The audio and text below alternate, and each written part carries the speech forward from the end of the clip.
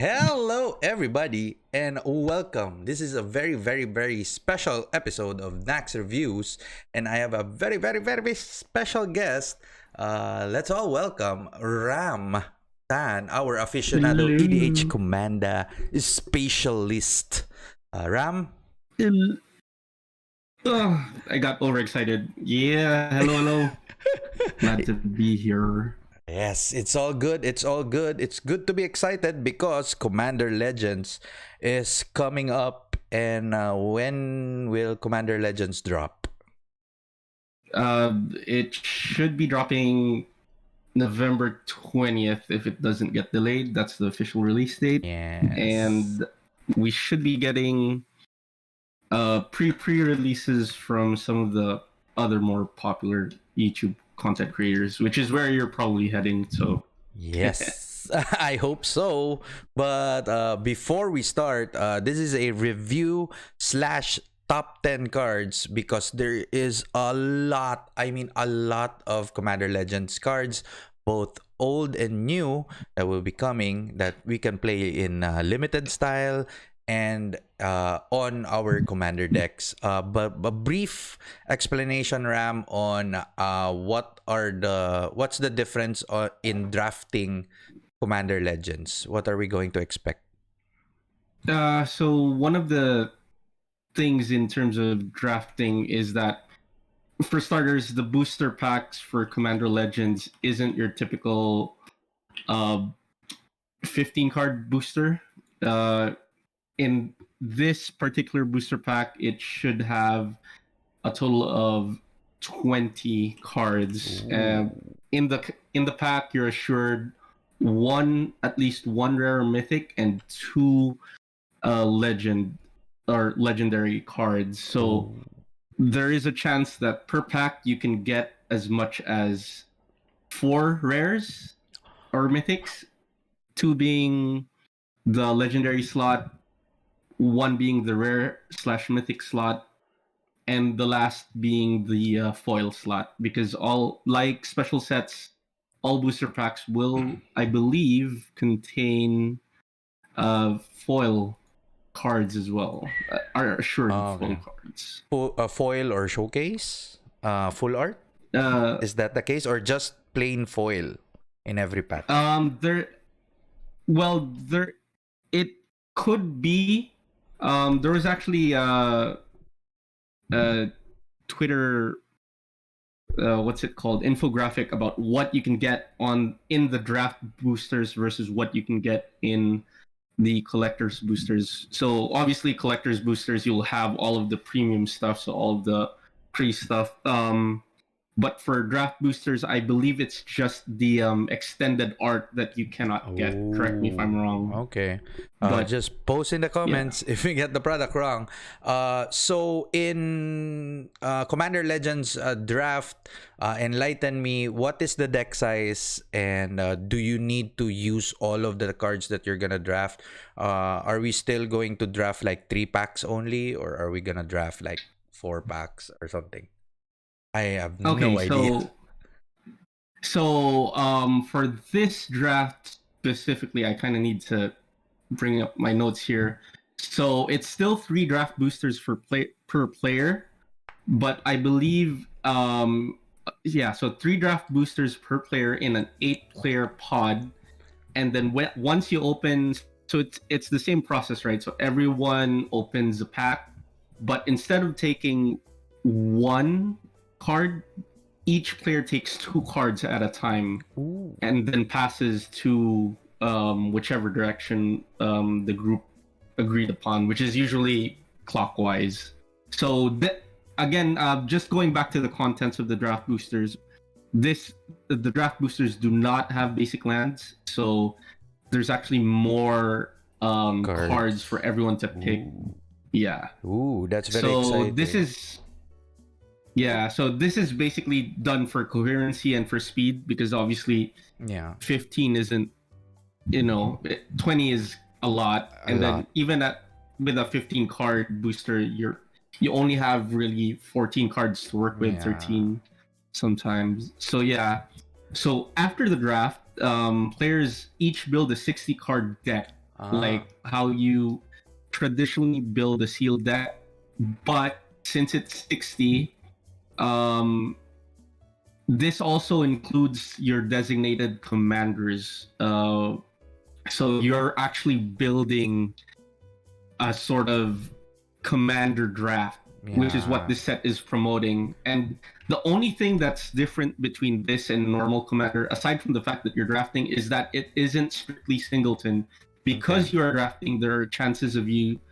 I mean, you can add multiple copies of cards into your deck. So, like, let's say you draft multiple preordains or multiple 3 wishes, you can chuck that all into your deck. So, yeah.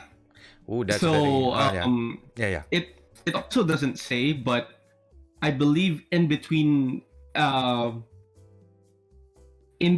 rounds, or I don't even think there's an in between round. I think it's just a 4-player pod. So after you break from the 8-player draft, it breaks into 2 pods with 4 players. So the pricing, to me, I'm not entirely sure yet because I haven't seen the in-store, rules and guidelines, so to speak. But I believe it's just 1 round, and each player plays in a 4-player pod. So I find it, obviously, for the sake of time, I understand why it's 1 round, because 1 round can easily last like 2-3 hours, especially for a deck that isn't readily cohesive, unless you're like our friend Peter, who for some reason always has a constructed deck handy in his back pocket. I mean, obviously not, but like he always has the best luck in terms of draft and sealed. So that's kind of sus.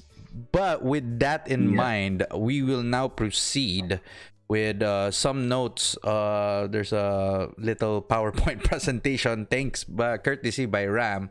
So we're gonna go over the mechanics and some highlights of Commander Legends, and we're gonna just skim about it because we have a lot of cards to cover. So the mechanics presented in Commander Legends are Cascade, Encore, Monarch, and Partner. So the 3 mechanics were already shown way back, ever since Commander has skyrocketed into popularity. But there's one specific mechanic that's very new, and that is Encore. And Ram, can you enlighten us what Encore is for everybody who's watching? So to assume that everyone knows the other 3 mechanics, right? So Encore, I'm just going to read it off here, is the new mechanic appearing only on creatures. You can basically, essentially pay a creature's Encore cost and exile it from your graveyard to create a number of token copies of it for each opponent. Then each of those tokens has haste, and they must attack that opponent and is sacrificed during the end step. So one thing to note about this is that it is an ability. It isn't an alternate casting cost. So you can't necessarily use counter spell on it per se. So it'd have to be more of like a stifle. Okay. For you to prevent it. In terms of Encore, I have a very, very quick question. There's one card that I think that we're gonna talk about in this review, and just in case, if we play Encore, then before the end step, you try to end the turn. Will your tokens stay, or will they disappear? Just like the in terms of, because there are only a finite number of cards that allow you to end the turn right away, and one of those cards is in this set, and it's a new card, is that it actually doesn't let you sacrifice them, so they actually stay on the field. If you end your turn before your end step begins. So we're just gonna go over the other mechanics. So Cascade is a ability. When you cast the spell with Cascade, you reveal the top card until you reveal a card with mana cost lower than the spell that has Cascade, then you may play it. Quick note, Ram. What is the note? You can play the cascaded spell before the cascade, the spell with Cascade, or I forgot what term it is. You can rearrange the order whenever you cast a Cascade spell, right? I believe it follows the first in last out rule. So let's take, for example, an old card, Maelstrom Wanderer. It has Cascade on it. So it allows you to cascade twice when you cast them. So whatever you cascade into legally first, that goes on the... So the first thing that goes on the stack is you casting Maelstrom Wanderer. From casting him, his 2 cascade triggers trigger. So the first card that you legally cascade into, it goes on the stack after him. And then the second card you cascade into is the next card, the next ability on the stack. So essentially, the first spell that would resolve you can't necessarily pick, I believe. Yeah, because you're repeating it, and it's in order. So the first card, the last card you cascaded into, that has to resolve first if you choose to cast it. Because one of the things that people may not know is that you may choose not to cast the card that you legally cascaded into. So it just goes to the bottom of the deck. Oh, yeah. So, yeah. Yay. Okay. If you don't like the spell, like a Wrath effect or a Armageddon out of your Cascade spell, you opt not to cast All of it. nothing, Okay. I believe. So- with nothing. I'm sorry. One Okay. with nothing. So let's go to the next mechanic. Just a quick one. It's Monarch. When you have Monarch at the beginning of the end step, you draw a card. If you are the Monarch, right? Then there are cards that has that boost itself whenever you have the Monarch. Is it a emblem? Does it count as an emblem? If you have Monarch? I believe it does. Because once someone declares, once someone is a Monarch in a game, usually that doesn't disappear until it'll all. So it's essentially like an emblem because it stays on the field, but it doesn't have to stay with you, because I believe you're getting to the part where for you to take away the title of Monarch from someone is you have to deal combat damage to the Monarch, and when you do, you become the new Monarch. So it goes around the table, but it doesn't necessarily disappear. Okay. I believe the only way it would probably disappear is that if the Monarch is killed through non-combat damage. So something like a walking ballista to the face, for example, or a sulfuric vortex. Oh wait. So that's one of the other ways. When does Monarch change hands? Is it during damage resolution or at the end? During damage resolution. Okay. So that's Monarch. It's quite easy, and it's a very good mechanic to promote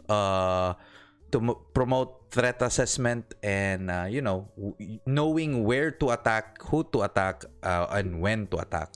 And lastly, our fourth mechanic that is very present in Commander Legends is Partner. It's kind of a new mechanic, a couple of years, but it makes waves in Commander because it promotes you to be able to play more than 3 colors in a deck. And there's a lot of Partner Commander Legends. Then with this set, a whole lot of other legendary creatures with partner is present, and it's gonna be fun times. What are your thoughts in partner being inserted into the commander pool?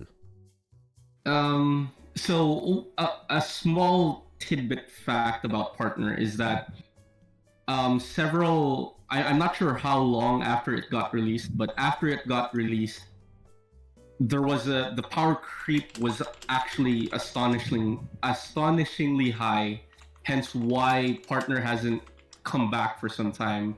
And now we're seeing it in this set, but the only dual color partners, if you notice, that are on the set are the reprinted partners, so the partners of yesteryear. And these are I would like to call vanilla partners. I don't know if there's an official term, because a while back also partner was reprinted, but it was partner with, so it can only partner with a specific card, unlike vanilla partners where it can partner with anyone as long as that legendary creature or planeswalker also has partner. Ooh. So in this set, the new partners, if you notice, are all monocolored, except I would say for Prismatic Piper, which we can choose which color he is. It is, but essentially it's still a monocolored commander. And some tidbits about Commander Legends, and that those were the mechanics, guys. And some tidbits in Commander Legends is that it is full of lore. There are cards here that calls back way back 1994, 1995, way back when you were still watching I don't know which cartoons were you watching, or you were still in conception by your parents. So there's a lot of callback cards here from Larry Neville, I forgot, Larry Nevin, yeah, and all other cards. Also Safi's brother. So there's a lot of callbacks. So if you're a flavor wise commander guy, this set will give you more cards for your flavor rich commander decks. There are also a bunch of reprints that was needed for commander, and even in legacy play, vintage play, legacy vintage play. And so we're gonna go over with the reprints. We're gonna skim through it because we know that it's very promising, because everybody who plays commander wants a piece of these reprints, and these are the cards that we're gonna see in Commander Legends, right? Yeah, just a quick note insert. We're not going to cover all of the reprints. We're covering the notable ones, right? The ones that we're getting wet. Yeah. So we, me and Nax, we compiled a list of cards that are in dire need of reprint. So basically the theme, we're going to skim through them in a bit, but the theme of all of the cards that we chose, it's either because the secondary market needs it. There are some cards here that are not necessarily that strong, but just because they haven't been properly reprinted into a booster set, their price just got out of hand. Yes. And the second thing also to note is that this will probably be one of the first times that a lot of old reprint cards will actually have foil cards that are available in draft boosters. So yeah. All right. So with that in mind, we're gonna skim through the promising reprints we can see in Commander Legends, and we're gonna gush about it because we're very excited about it. So we go with our first reprint. It's Sol Ring, baby. It's Sol Ring. Yes. Everybody, every commander deck, before you construct it, you try to find your one and only copy of Sol Ring, because it was quite expensive back then. Then a bunch of reprints came in. It made the price lower, but it's still high. But with Commander Legends RAM, do you think that this will now go into like the staple uncommon that you can now be able to have like one copy of Sol Ring to every commander deck that you have?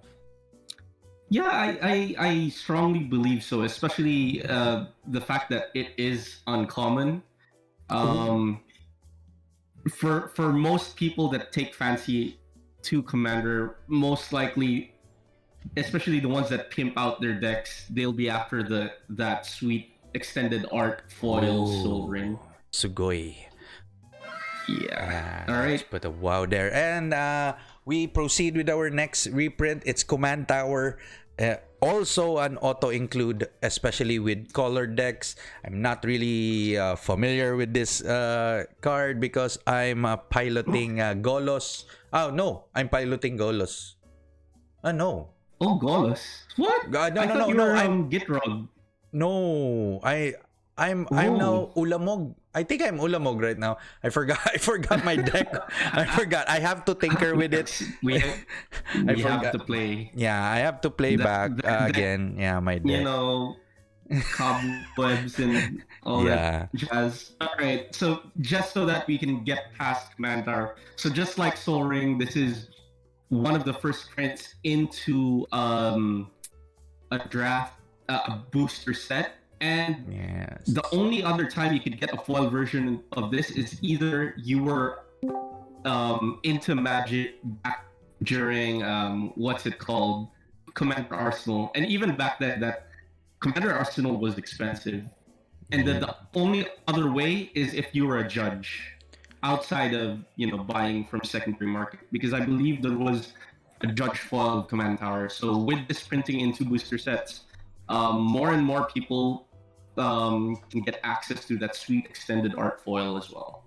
So a bit of a pause here because I'm gonna give a shout out to one of our guests, Shaw. Shaw is in the room and he might interject some flavor in our podcast right now. But let's just continue. Oh, he left again. But with Command Tower being in draft, being in, it may become like pseudo draft shaft because it's common. There's gonna be a lot of Command Towers. So if you, yeah, hello, Shaw, hello. Massive shout out once again to Shaw. So if you're gonna watch on the Discord, you can see the cards that we're talking about. So if you want to interject, I'm gonna Command Tower. Yeah, Command Tower. So your 5-color deck can be pimped out with a foil extended art Command Tower, and it's very, very exciting. Yep. Yes. Do you think you'll get one, Shaw? Do you think you'll get one? One for sure. Foil. All right, let's move on to the next card. Yes. Our wait.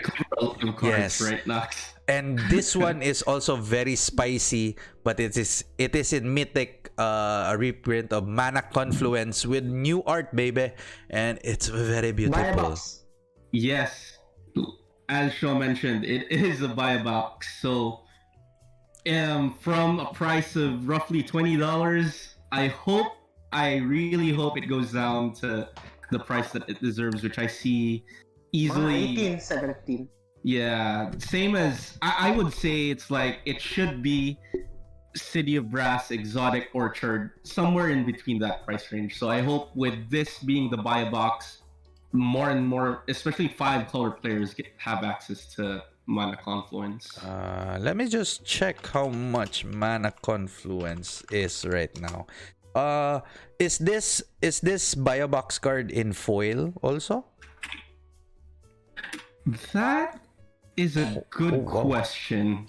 Oh wow, $20. I believe so. Okay, so this is a foil. Yes, it is in foil, and it's a buy a box. So since every commander player might be gunning for boxes of this, we're gonna see an influx of Mana Confluence, and it's good times for everybody, especially for those 5-color decks or 4-color decks. You can eventually grab yours at cheaper. So with that in mind, our next is a very controversial card, which was only printed in Brawl decks, Brawl pre-constructed decks, and it's Arcane Signet, and it's a spicy one. It's a spicy one. Why is it very spicy, Ram? So one of the notes that Gavin actually shared with regard to Arcane Signet is that they miscalculated how strong it would be. It's easily stronger than a Felwar Stone because it's basically a 1-for-1. Because the moment you cast it, it doesn't come into play tap, and you can produce the colors that you need from it right away. So these are apparently, as Gavin mentioned, or I'm paraphrasing, one of the regrets in the design team on how they designed Arcane Signet.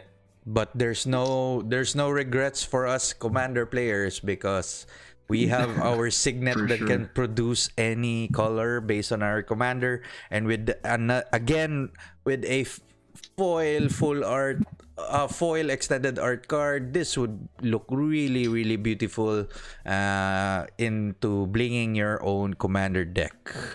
So with that, it's actually also the first time you can get it in a draft booster, because previously, aside from getting it in a brawl booster and the Commander Legends, Commander 2020, because Commander 2020 had Arcane Signets in them. So at least I hope it stints the price as well, because it was really high when it came out, and now it's actually going down. But I hope it goes to the level of Soul Ring. All the cards have EA foil versions? Most of the notable ones show, not all of the cards. So right now, based upon scryfall.com, big shout out to them. The Commander Legends normal printing is around $2. So that's very... it's gonna go down even more once the set is gone. So we're gonna proceed more to spicy. Oh my god, this is a very beautiful card, and it is Swords to Plowshares. It's very beautiful. Oh wow. Yeah. And I think, as Nax knows also, sorry, I really just want to skim over this. I think all of the Eternal sets that ever came out has always had Swords to Plowshares. Yeah. And this is the reason why I included this specifically, is that, as Shaw mentioned, it is the first time the Judge foil art is on consumer packs. Ooh. So people who are a fan of that art can get it with this set.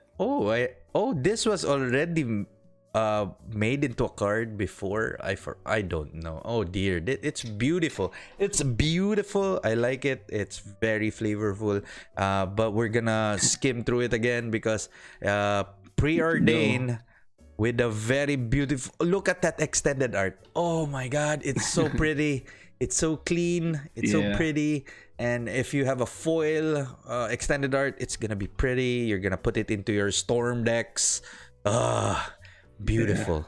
Then we're gonna proceed to Command Beacon. Oh dear, this is spicy. It's colorless, so it got my attention. It's nice because it's colorless, and I have a quick note before we skim over this. This is actually the first reprint it has ever got outside of the set that it came on. If you look up the price for this, it is also pretty high. Yeah. The next printing of it from the original set it came from, which is Commander 2015, I believe, is in Judge foil. So a lot of people that need this will get this in this set. That's all I have to say about this card.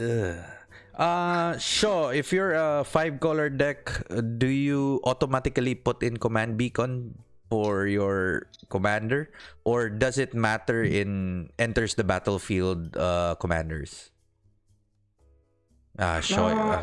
Hindi siya auto, not auto, pero decks that would utilize the commander a lot of times will need this. Ooh. Mm-hmm. And another note, the Commander Beacon was also reprinted in the list. It's a bunch of cards that you can get in the packs in Zendikar Rising draft packs, right? So you have a chance, but it's very pricey, $30. $30. It's very expensive. So moving on, we're going to Thought Vessel. It's one of those very nice signets, pseudo signets that you have in your commander decks. It's a welcome addition to your deck if you're going for ramp. Then we have this one. Everybody was talking about it in the community. It's 3 visits, and I'm just gonna check how much 3 visits were the portal version. Holy mother of... Ooh. Wow. While you're reacting though, Nax, I have something to say about this card. It's one of the better 2 CMC ramps. Obviously, it's one of those renamed same purpose cards in Nature's Lore. Yeah. But by far, it's on par with Nature's Lore, obviously because it does the same thing, but in terms of shooting for land into play.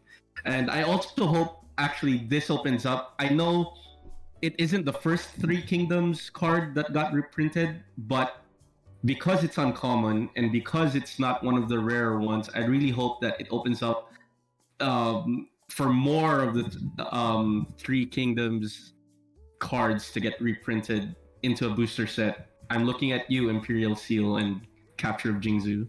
Yes. With Dragon. yeah.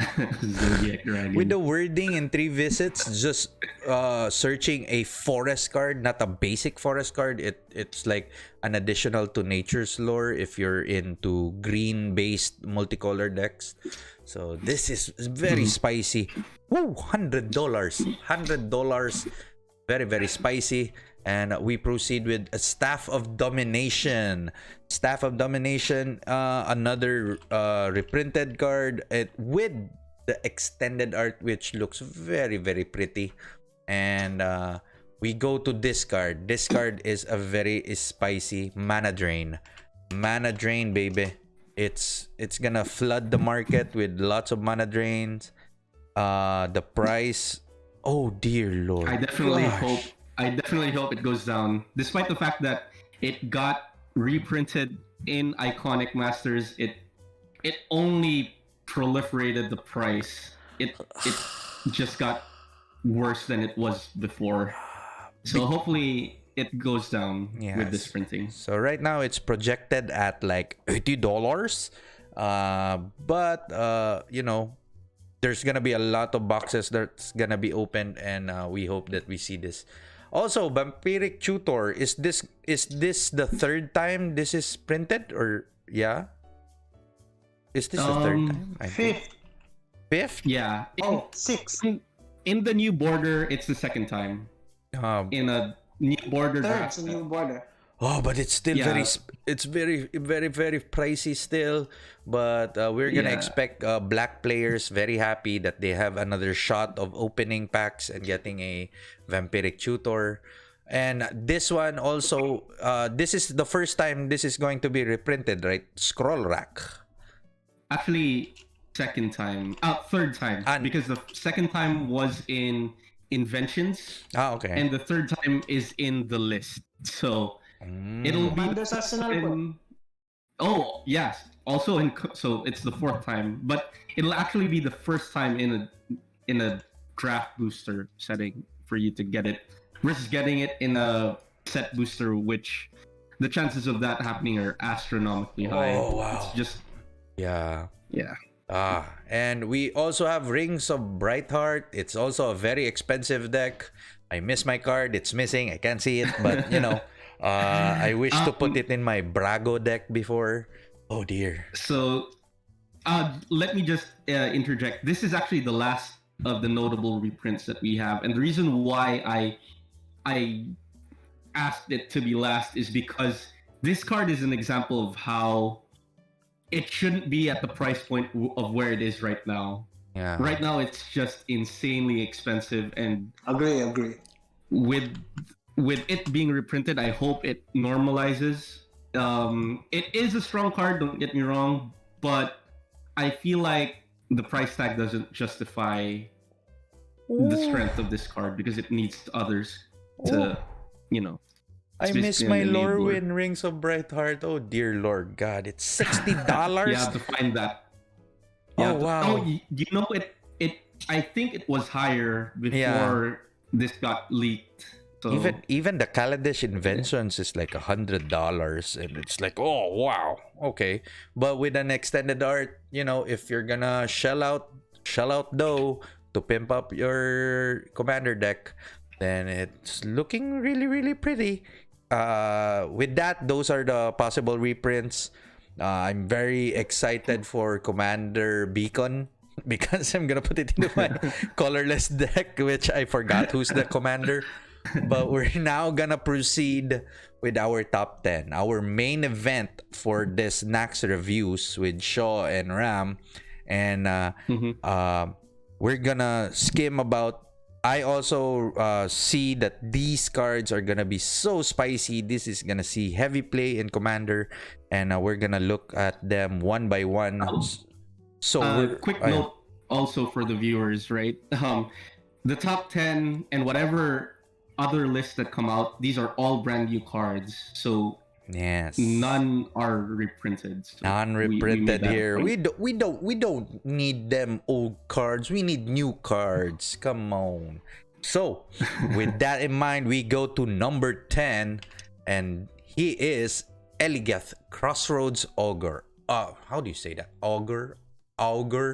Yeah, so Eligeth is a legendary creature Sphinx with flying. It has 5/6 for 4 generic mana and 2 blue mana.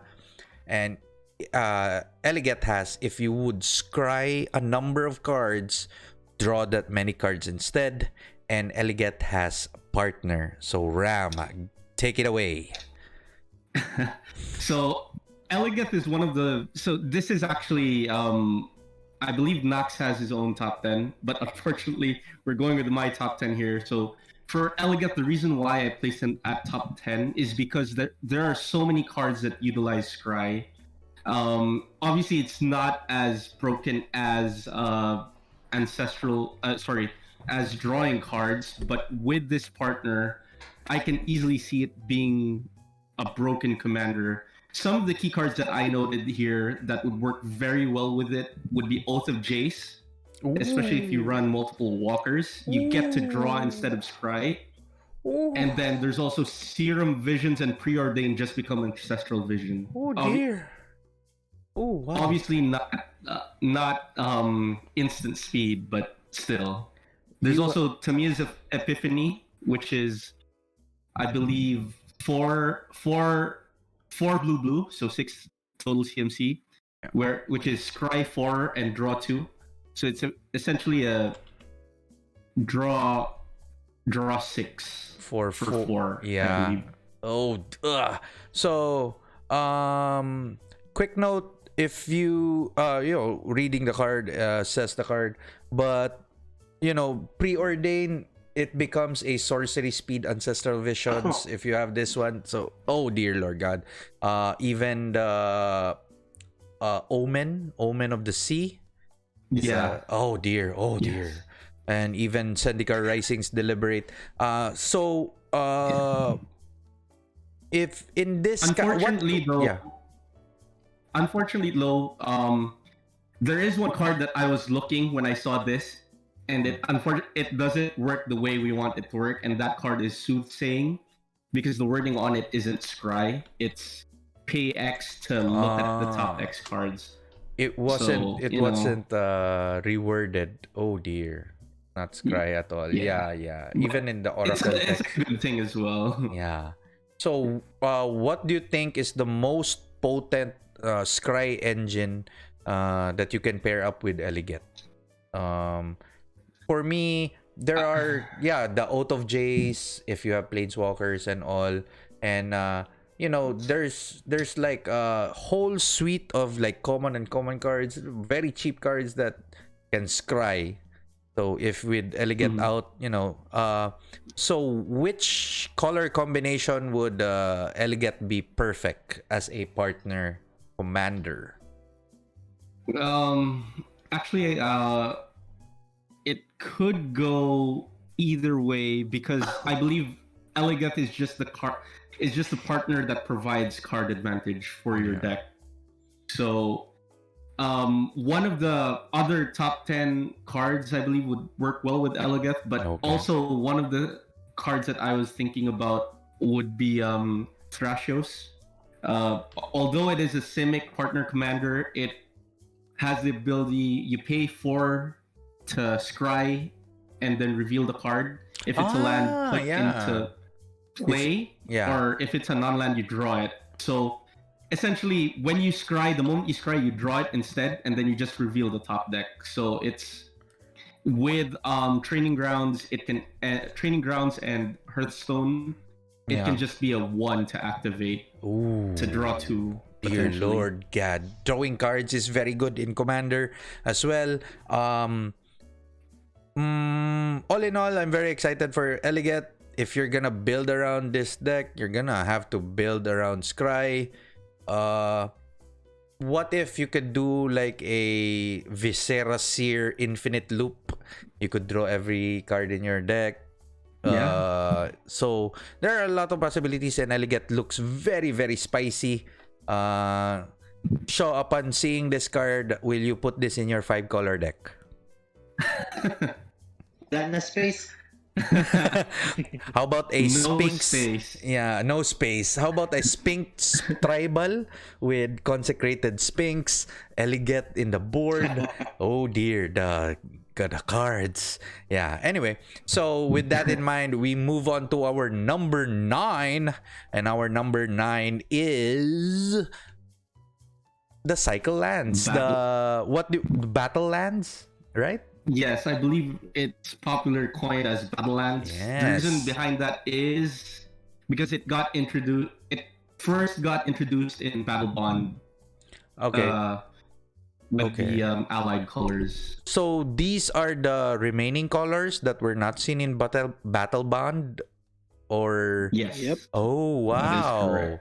Oh dear. That's very spicy indeed. Because all you multicolored decks would be gushing, because it will help you fix your mana, make your mana base more stable, and they are go ahead. I was gonna say one comment I have about this, and it's totally not related to. I mean, it's somewhat related, and I think Shaw will agree with me. Is the fact that the set prior to this had expeditions, and it featured the allied colored Battlelands. And this set doesn't have the same theme, so it only has the extended art version. So it's kind of like, I feel like it's a missed opportunity for them to have a third version, and that version being like in a Zendikar Rising expedition frame. Squeeze out lang nila sa... Yeah. They might squeeze it out in the next set or what. They're just like feeding you little trinkets, little bits, then all of a sudden, wham, here's another expedition type with the 5 remaining. You're gonna spend your money. But right now, upon seeing one of the more popular colors, the red-blue one, it's right around $8. So if there is an major influx of these battle lands from Commander Legends coming into the pool, you might snatch up a few for very cheap. Shaw, is this very beneficial for 5-color decks, especially your deck? Yes, but not the deck that I have right now, but for a future 5-color deck project. Ooh, another 5-color. Yeah, universally okay yun siya for 5-color decks. Yeah. Okay. My 5-color deck actually runs the allied colors of these, so I'm very excited to add one of each to that. But they're only full art, extended art. But they're only extended art. Yeah, your OCD would kick in and like, oh, I hate them lands. I'm gonna put you to the right side. All them pretty lands are on the left side. With that out of the way, that's why I only like wastes because they have the same art. We're gonna proceed with our number eight, and it is the court cycle. It's very, very spicy. Ram, I know you've been gushing about the court in our group chat. And please tell us why this cycle is very good in Commander. So, the first court I saw was actually the green one. I believe it's Court of Bounty. Yes. And when I saw the second one, I knew it was going to be a cycle. And the fact that it utilizes Monarch just makes it way better. I think both of us can agree, Nax, that a good Commander game is a Commander game where politics is the primary driving force, regardless of power, right? And them introducing the Monarch mechanic into this cycle of enchantments just makes it all the better. Based on, obviously I placed it all under one number because I feel like all of them are equally as good. But if I were to rank them in terms of from strongest to weakest, I would give Court of Ambition the first spot because it gives the a lot of the times we don't want to take life. So giving the option for them to discard cards is also a good thing, which Court of Ambition does for 2 and black. So just so I'll skim over all of them really quick. All of them, when they enter the battlefield, they become the Monarch. For black, what it does is at the beginning of your upkeep, each opponent loses 3 life unless they discard a card. But if you are the Monarch, instead each opponent loses 6 life and they discard 2 cards. The next card would be Court of Cunning, which is blue. Aside from the Monarch text, at the beginning of your upkeep, any number of target players each mill 2 cards. If you're the Monarch, each of those players mills 10 cards instead. So before I do like really quick side comments, I guess we should read them all out. Yeah. Just so that it'll be clear. Yeah. Court of Bounty. 2 green. At the beginning of your upkeep, you may put a land card from your hand onto the battlefield. But if you are the Monarch, instead you may put a creature or land card from your hand onto the battlefield. Next is Court of Grace. It's 2 white. At the beginning of your upkeep, create a 1/1 white spirit creature token with flying. If you're the Monarch, you create a 4/4 angel token with flying instead. And last, 3 red. At the beginning of your upkeep, Court of Ire deals 2 damage to any target, but if you're the Monarch, it deals 7 to that player or permanent instead. Okay. So just so I can pass it over to you, Max. Go ahead. So if you're gonna rank them by power level, standalone card, which is the weakest and which is the strongest? I would say, actually, now that I read it out loud, I believe Court of Cunning should be the strongest because there are a lot of cards, aside from the fact that a lot of decks hate getting milled. Yeah. You could also build around this as your advantage if you are a graveyard kind of deck. So you can because the word that the card uses is target player. So, and we know the graveyard is a resource. So essentially, it's like drawing 10 cards for someone who likes to reanimate stuff. Yeah. And then my second one would be Court of Ambition, just because there is that option to lose life, but I love the fact that it discards. It makes them want to discard cards if they're at such a low life. Yeah. So the third and fourth, I was kind of debating because for Court of Grace, you actually don't need any other cards for it to be worth it. So yeah, it can create a 4/4 white angel, whereas Court of Bounty is very dependent on what cards you have in hand, but it can also be easily as broken if you have the right cards in hand. Imagine if you have like a Vorin Klex in hand, and then you're the Monarch at the beginning of your upkeep. Oh dear. So it can easily be the number one card, right? That's why I put Court of Bounty over Court of Grace. And the last one, not just because of its casting cost, which is a total CMC of 5. Yeah. But the fact that it's just like a point and shoot with Court of Ire. But since but it's the Court of Ire is worded differently when it is a Monarch, because it says because it if you're not the Monarch, it just 2 damage to any legal target. But why did they word it differently when you're the Monarch, so that you can target like a land or something? Because I have no idea why did they worded it this way. Yeah, it might be because largely when it says any target, you're usually just targeting either a permanent or a player, right? So Yeah. I can only guess it's just like from context of clarity. Okay. I thought like you could like, I don't need to target anybody. It's for politics. I'm just gonna target your land. Because from what I understand, if it says to any target, the legal targets are like a player, planeswalker, and a creature. But with the wording on the second. But all in all, I'm very excited with Court of Cunning. Yes, because if you can just hold on for dear life to be the Monarch for 9 turns, everybody's gonna be sad if you're just gonna sit there and become the Monarch.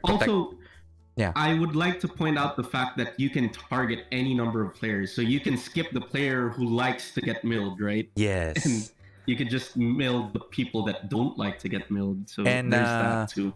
And I think Court of Cunning has the most flavor in them, along with Court of Ambition, because you get to decide who gets milled. And Court of Ambition is like, okay, I can punish you, but you can discard. The other rest is like, I'm gonna dominate you. So there's a bunch of flavor. It's very nice.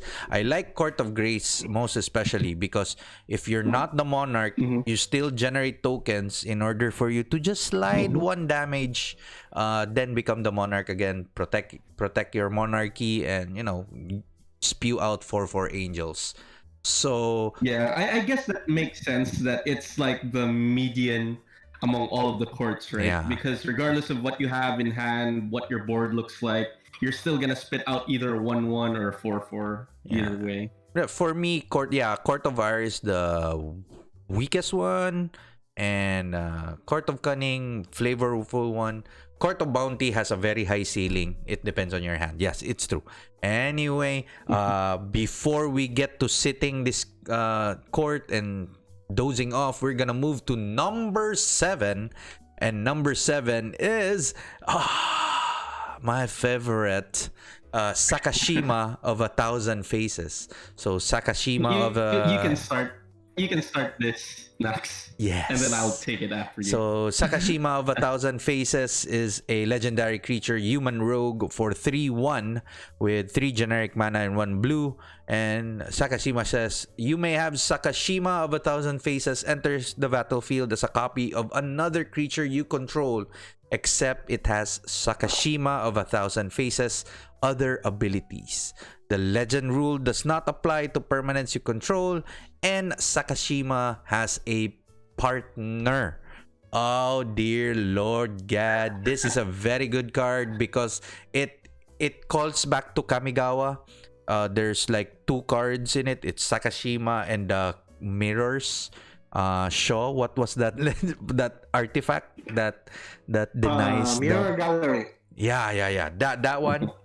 Mirror Gallery and Sakashima. It's a very good callback to those cards, and it just explains immediately that the legend rule does not apply to permanents you control. So I'm looking at a mono blue clone deck where you copy everything that you see in the board, because you can't afford the expensive planeswalker, so I'm just gonna copy that planeswalker.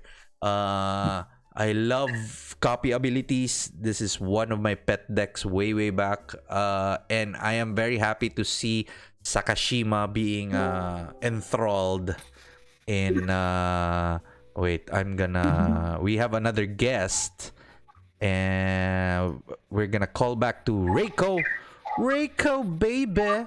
We're just gonna mute you because yeah, but you can listen. Anyway, so Sakashima of 1,000 Faces, really strong. I love it.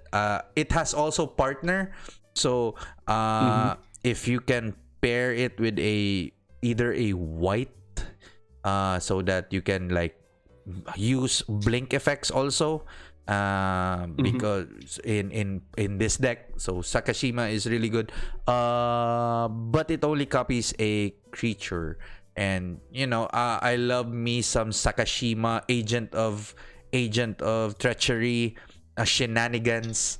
That is what I want in my EDH games, where I just mess up the board so that I'll be the threat, because I am always the threat. That's my motto. Even if I have only one land in play, some player would like to attack me. Anyway, all right, so just to add to what you've already said, you took the words right out of my mouth when you mentioned it's going to be a clone deck. Of course it's going to be a clone deck, especially with Sakashima out.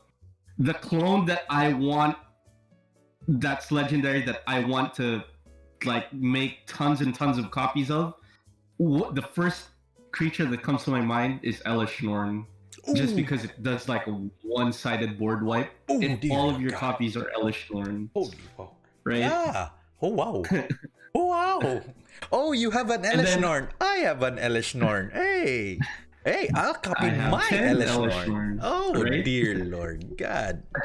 Oh, shucks. So some notable copy cards that you can include for Sakashima would be obviously Clone, Stunt Double for Flash, Clever Impersonator. What's that one that shoot, I forgot his name, but the one that morphs and you can change the copy again. Doppelganger. Vesuvan, Shapeshifter and Doppelganger. How so about there are a lot of copy cards out there. But there's one card that I'm very excited with Sakashima, and that is Right of Replication. And it's gonna bring sadness to everybody, especially with your idea of Elishnorn. Then Right of Replication Elishnorn. Oh, Legend Rule does not apply to me. I believe you. I should have included this card together with Sakashima, but I don't know if you're aware of this, Nax. But the other key card that I feel you have to have when you're running Sakashima is also a card in this set, and that the card's name is Sakashima's Will. Oh, so it's 3 and blue. Yeah, It's a sorcery.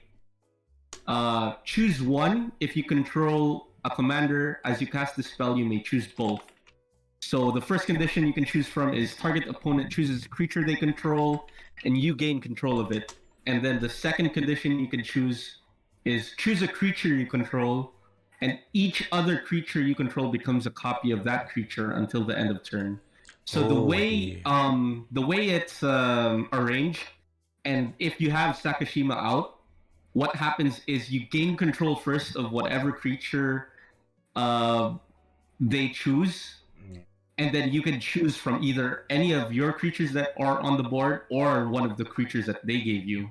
Each other creature you control becomes oh, mirror weave. Is this a mirror weave? Yeah.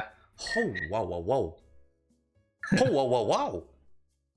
Wait, so the first if you have Sakashima on the board, the first mode you get the creature straight up, no gimmicks, right? Then but the opponent has to choose the creature they control.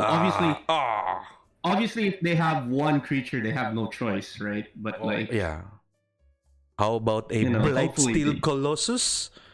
Oh, oh dear lord. Yeah. Oh, wow.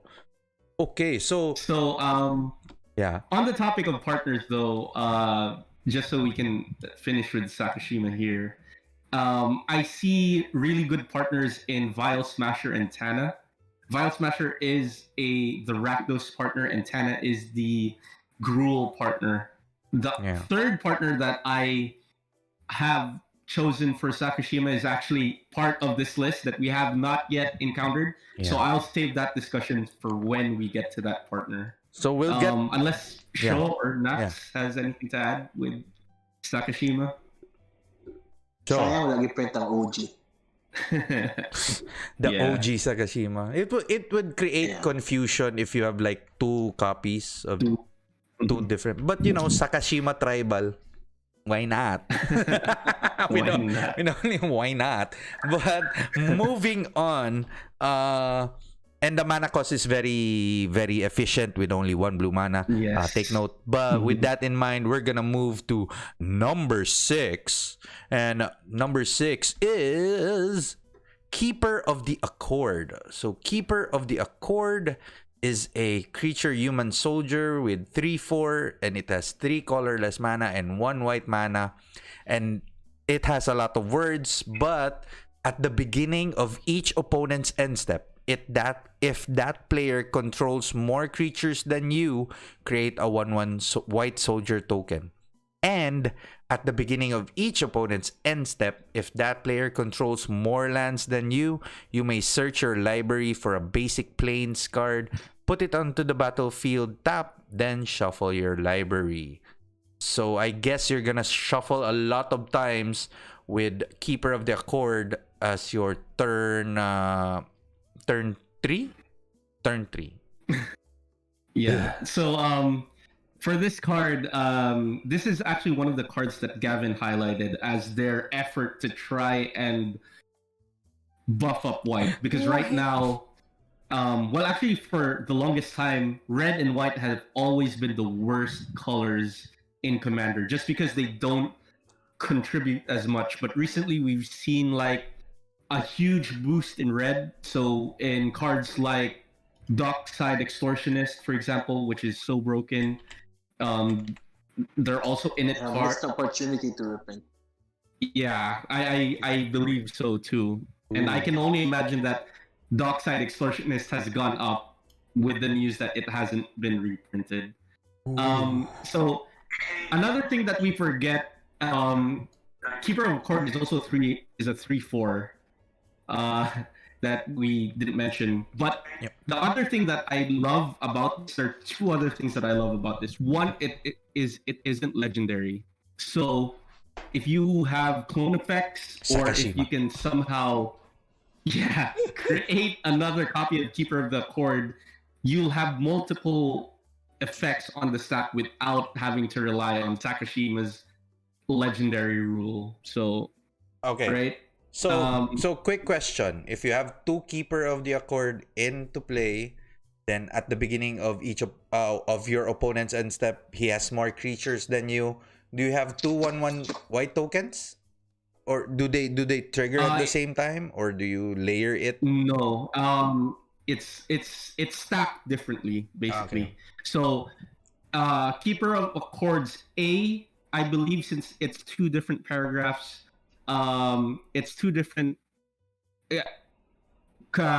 people in the comments correct me if I'm wrong, but it's 2 different abilities that goes onto the stack per Keeper of the Accord. So Keeper of the Accord A has the first and second paragraph first, and then Keeper of the Accord B has their first and second next. So you have to check first if each that player controls more creatures than you to create a 1/1 soldier, and then you do a modified land tax. So for me, in my eyes, this card is essentially a modified land tax and Bitter Blossom all in one. On a stick. Which I really love. Yes. And it can beat you up with that 3/4. Yeah. You know, a lot of conventional board wipes, low cost board wipes outside of special ones like Toxic Deluge. I believe he is out of that range. So Yeah. cards like Volcanic Fallout, Drown in Sorrow, Infest. So it can survive cards like that, but obviously not the higher wrath Yeah. effects. This is a really good card against like conventional commander decks where they ramp up traditionally with especially against green decks. So especially if you're like if you're last in the turns, if you're the fourth player to take their turn, you can gain incremental advantage if the player next to you ramps up, then the next player also ramps up. So I think there's the parlay land. I'm not really sure if it works that way, but the Tango. yeah, I think no the green card that lets the opponent search any number of lands and sorts. So I'm not really seeing this how the symmetry is, especially if you want to gain like value from all three opponents. That would be just broken if you can have like one turn where but whenever you're lagging behind, Keeper of the Accord gives you an advantage to catch up, especially with the land drops. Especially if you're like missing land drops, you can catch up. Now that you mention it as well, so one of the discussions, obviously with white being one of the weaker in the color pie, is one of the things I hope for the development team is for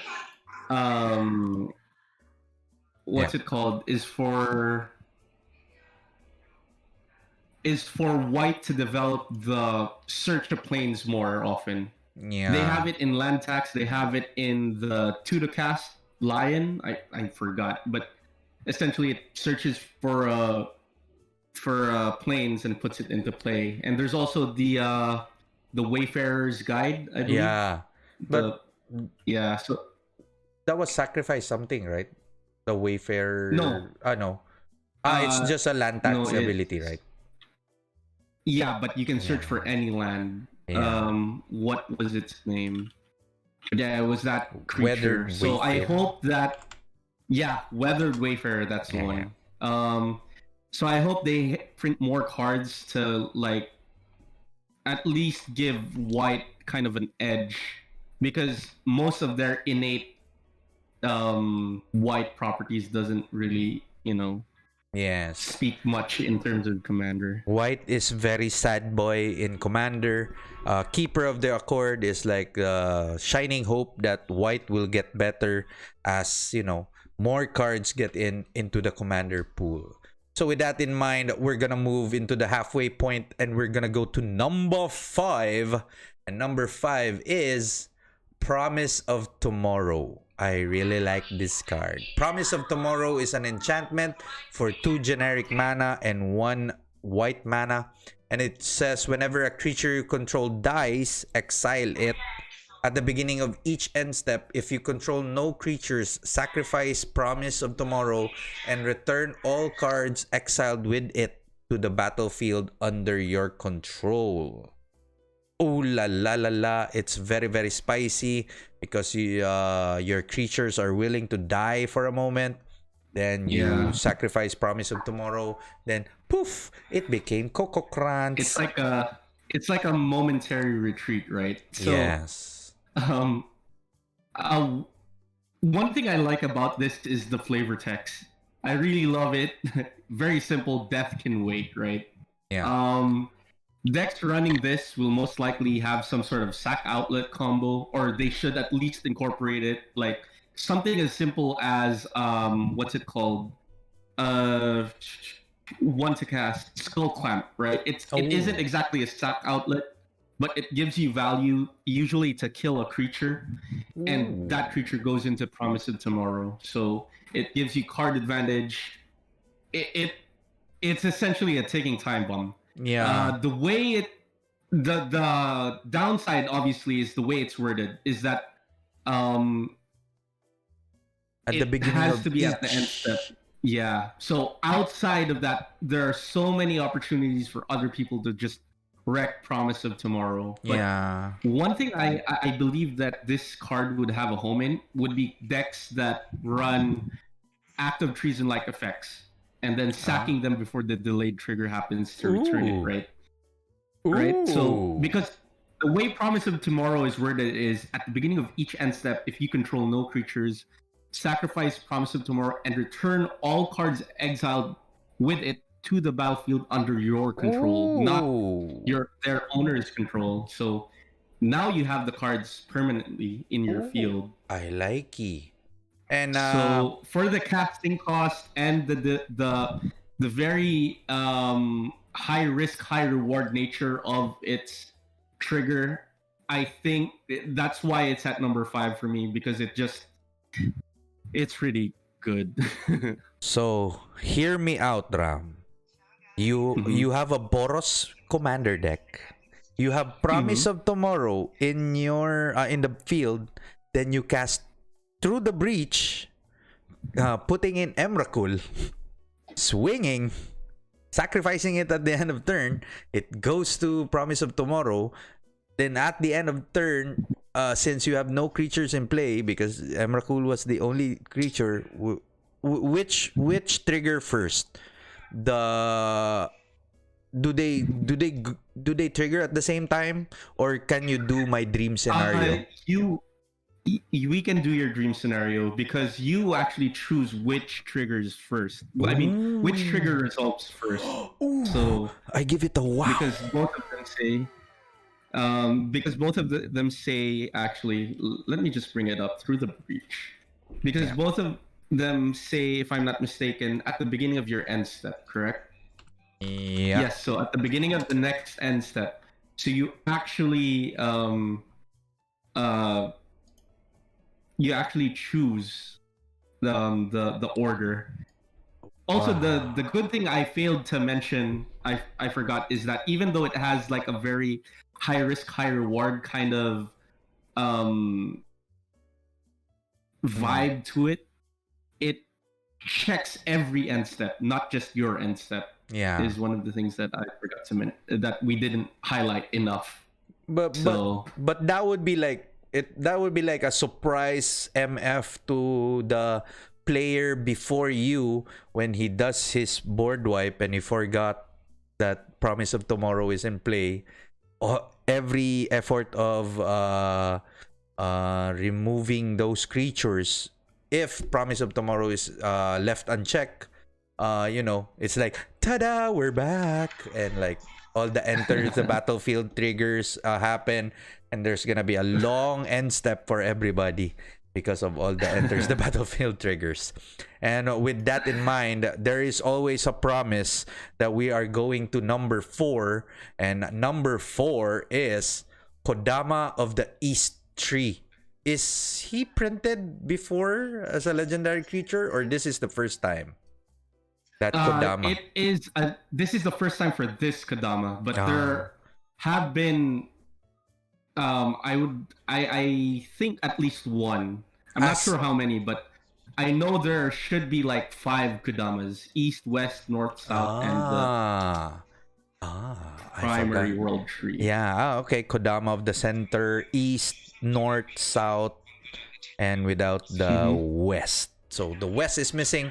So Kodama of the East Tree is a legendary creature spirit with reach. It has 6/6 for 4 generic mana and 2 green mana. And it says whenever a permanent enters the battlefield under your control, if it wasn't put onto the battlefield with this ability, you may put a permanent card with equal or lesser converted mana cost from your hand onto the battlefield. And it has partner. So Ram, I'm not really feeling the vibe of Kodama, so let me get into the vibe. Why Kodama is at number 4. Okay, so Kodama, if for you Sakashima was the one that made you jizz your pants, right? Ooh, Kodama for me, child friendly. Kodama is that legendary. Oh, I'm sorry. Jazz. Jazz my pants. Let's just. Yeah. All right. Yeah. So Um, Kodama of the E3 is that card for me. It's that special partner, single partner card for me in this set. Key cards for Kodama is ramp spells, Quicksilver Amulet, and Elvish Piper. Ramp spells easily because you can convert a rampant growth into another land drop. You can do cultivate, search for one into play tap, and whatever you search for, that's what you put into play with his ability. Okay. And then Quicksilver Amulet and Elvish Piper allow you to cheat creatures into play, and that also allows Kodama to trigger as well. So it actually gives you 2 creatures into play.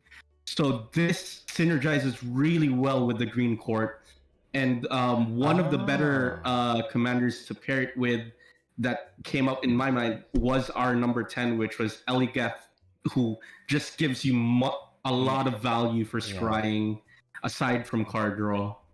So this can also easily be a lieutenant inside a ramp deck, a deck like Tatiova, for instance. So one of my friends, Kelvin, he runs a Tatiova. I'm sure, I know there are other people that play Tatiova. It's just because I play with him the most. And one of the things he does with Tatiova is he plays a Karu land. What's it called? The Simic Karu land, Simic Growth Chamber. Yeah. Just to gain life and draw a card. With Kodama of the East Tree, he gets to play it twice. So he gets to draw twice and he gets to gain 2 life just with him being on the field. Okay. So that's what I like about it, especially in terms of ramp. It just doubles the efforts of your ramp, whatever ramp spells you have. Oh, okay. It's a permanent. I thought it was a creature. Oh, wow. So how about no. Equal or lesser, so you can put land. So how about what do you call it? Karu lands. Would Karu lands like you bounce that land, this triggers, you put the land that was bounced. Oh dear Lord God. Yes. Very nice. Also synergizes well with Karu lands in in the way that Karu lands was meant to be played.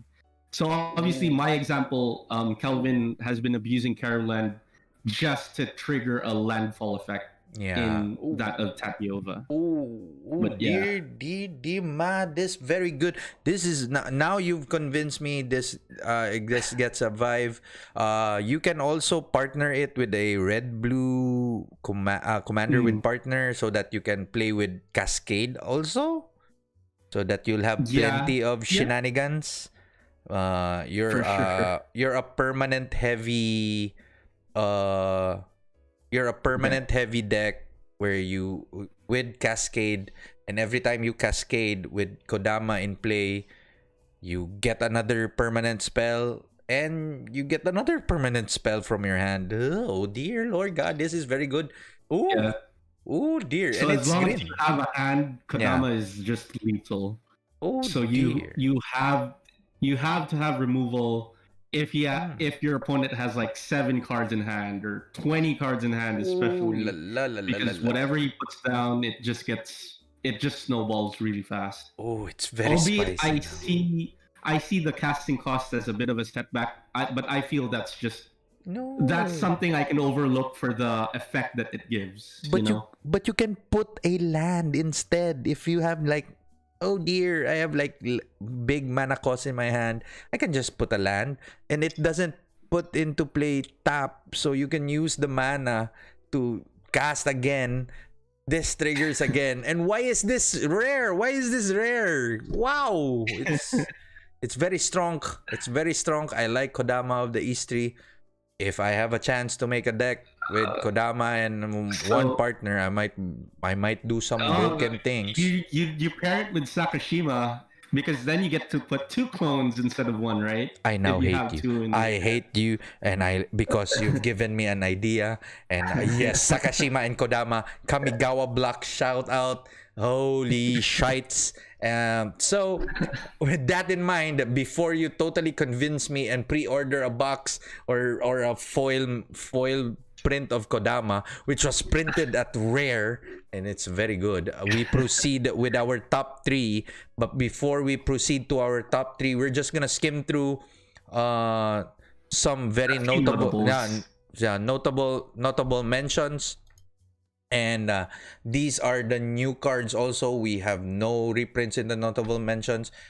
These are really fun cards that you can make a deck out, and we're also excited, but they only just got to the honorable mentions, and these are Blade Grip Prototype.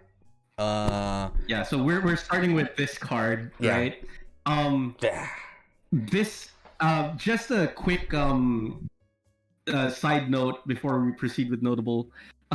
There are so many good cards in this set that when I was making this top 10 list, I had to change it constantly. But at the same time, I didn't want to I didn't want to throw away any of the cards that were previously in the top 10. So that just speaks to how good this set is. That's why we have a top 10 within a top 10. This is the top 10 honorable mentions. So I think it's more than 10 actually. I'm not sure, but let's go ahead. So we'll start with Blade Grip Prototype. You can go ahead and we're not gonna read the card because they're gonna see the card, because we're gonna skim it really quickly. All right. Then we're just gonna give a verdict why it did not get to top 10. Just a quick one sentence or something. For me, all right. So for me it's very strong because whenever it deals combat damage to a player, just like the dragon, the steel Hellkite. Yeah. Mm-hmm. But the downside of this is that the opponent, the one who took the combat damage, gets to decide to destroy a non-land permanent. So it's kind of okay, and it's kind of meh. Oh yeah, it is meh, but it is hella interesting because it promotes that kind of interaction within the play group where it's always, hey, if I hit you, can you destroy this other guy? So it promotes that feeling of Commander. This has never been in my top 10 originally. I just included it here because of how it just promotes politics. Especially because of the fact that you are immune. He can't choose anything from you. So But with the looming threat of like, I want to destroy that. What would you trade it for? So would I attack you? Especially if the opponent has only one permanent left, this is like the hey, I'm here. What do you want? What can you give me for exchange? So this is a good politics card. Yes, through that. So we'll proceed with another notable mention, and this is Pyrexian Triniform. It has the mechanic Encore, and why is it in the honorable mention, Ram? So among all of the cards that have Encore built into it, because there's actually another card here that cheats Encore into cards. This I think is one of the most overpowered Encore cards, albeit it casts a hell of a ton, especially with the Encore cost of 12. Really quick, I just want to say, I just want to read actually we did read this at the beginning, right? Yeah. So the way this works is that when it dies, it leaves 3/3/3 colorless golem tokens. Yeah. And when you encore it, it potentially creates an additional. If you're playing in a 4-player pod, it creates an additional 9. So that is 12. So if you put this into a mono red deck with Porporos on the field, it just wreaks havoc. Pandemonium. Or something.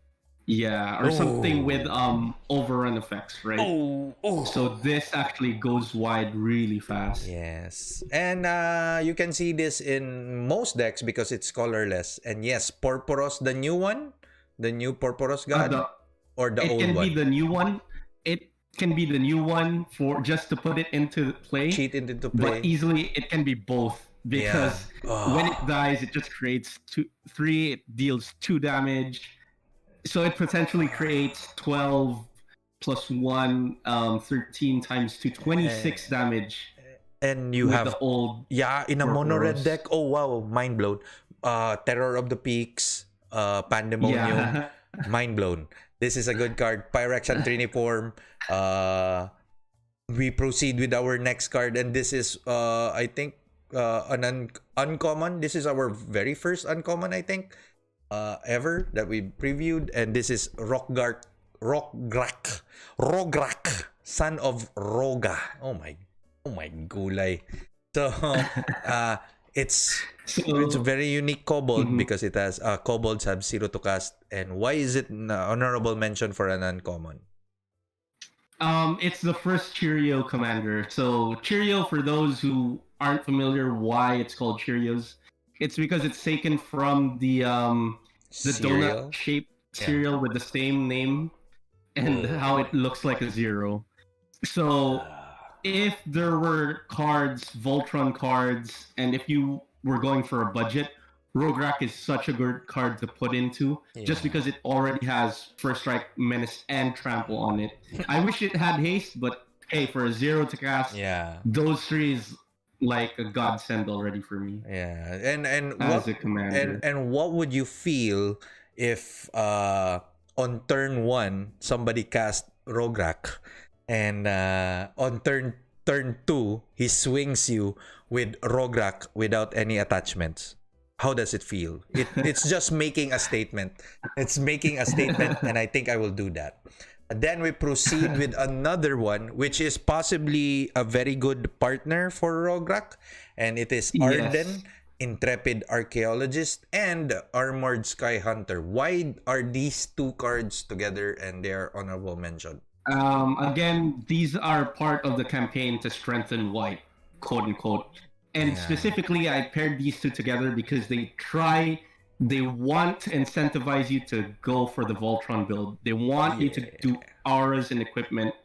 One of the things that I would like to interject as to why Voltron hasn't been that successful in EDH is with the existence of Bruna. So I really hope that one of the considerations for the rules committee is to ban Bruna, just because it makes every other aura commander just useless because she just takes it all.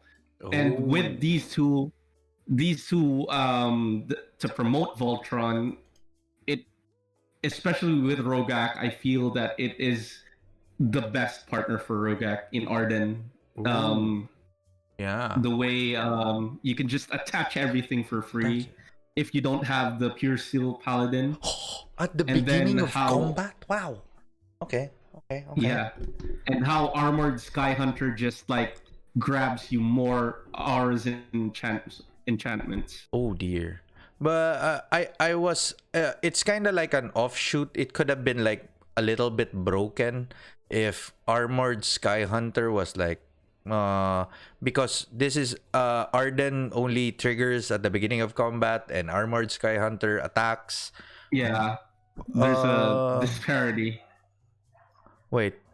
You may put an aura or an aura is automatically attached, right, to any creature, right? It mentions there you may attach it to a creature. No, it only says if an equipment. Sorry. Innately in the rules text, when you put it on the field, it is enchant whatever creature. It says, Yeah. Enchant creature, enchant I player. forgot about that. Yeah. Okay. Now I get it. It's really good with Rograk, and I like Arden because of the beginning of combat. It's like, which creature would I put all my lying equipments right here? Or maybe I'll just attach this one for free, especially the what was that equipment that destroys a permanent? Whenever it attacks, the armor thingy. So yeah, I forgot about that. Argentum armor. I'm sorry, Shaw. I think you were watching PBA, so I put Shaw. I forgot about you. I'm sorry. Have you finished watching PBA? Anyway, what was that? Argentum. Ano yun, Shaw? Armor. Yeah. Anyway, moving on. Fairies, my favorite. That's the only thing that I can say about this card. How about you, Ram? So the reason why I added this here is just, I know in our community we aren't such big fans of Dual Commander. But when I saw this card, it reminded me of Woodwin, who was at the time when I was studying Dual Commander, it was one of the stronger cards. And I feel that Nimris can easily, not necessarily overthrow, but can make a better build in Dual Commander. So that's one of the reasons why I added it into the notable cards. So it's more of a dual. It's a strong Dual Commander. Yeah. I mean, for me, it can easily be a multiplayer commander, but I just I feel that it isn't as rewarding in multi as it can be in dual. I think it's really good with dual because of the control aspect, I think. Because you get to brainstorm, have an extra card with you and all. If you're gonna go with multiplayer, I have a very bad experience with just playing instants because of mana constrictions. But having the possibility of drawing another card just for casting instants or flash in that case is very beneficial, then this might be a good commander. Let's proceed with our next notable. It's Gold Show. What do you think? Our resident gold boy. So we'll move with one of my favorite art because it's a turtle. I love turtles, and it's Archelos Lagoon Mystic, and this is very I don't very even spicy. Care how that's pronounced. I'm calling it Uguay just because the community calls it Kung Fu Uguay. Panda. Ooh. Life is I like Master the flavor. Uguay. Oh, Master Uguay. So why is he an honorable mention? So originally he was actually one of my top 10 at one point, and I had to bump him out just because of the others. One thing I love about Uguay is the fact that the Fun Police now has an official mascot. Before Fun Police, because Sultai in niche groups have always been given the what's it called? The nickname Fun Police, because access to blue gives you counters, access to black gives you removal, and then access to green just makes both of those possible for you. And all the more with its ability of when it's untapped, other permanents enter untap. When it's tapped, other permanents enter tap. So this can easily be a really good card with cards like Umbral Mantle, Staff of Domination. The good thing about this is when it's your turn and it's untapped, if you play a Karu land which enters the battlefield tap, you actually get to choose if you want it tapped or untapped. Yeah. If Uguay is untapped. Well, so who in their right mind would it choose? Can be... No, go ahead, Nax. Who in their right mind would choose if the Karulan to enter the battlefield tap? Come on, you can. So here's a quick question: if you play a Karuland with Archelos, with Master Uguay untap, you put it into the battlefield before the trigger of bounce is. You can float mana, then you just bounce the Karuland instead, right? You can do that? Yeah. Oh, dear lordy. Oh, Azusa is very happy. Oh my god. So the other thing about it too is the fact that it's a built-in what's it called? What's the frozen ether, but for everything. Yeah. So lands, creatures. You can also put in the equipment for shamans where it pings, so that you can control Master Uguay's Thornbite something. Thornbite staff. Yeah, Thornbite staff. Oh dear oh dear me. Oh. So also because of the fact that it's a turtle, it's just so it's a turtle. It has to be mentioned. Yes, and I love turtles. So moving on, we're gonna go with this one. This one is very controversial, but this is Obeca Chronologist.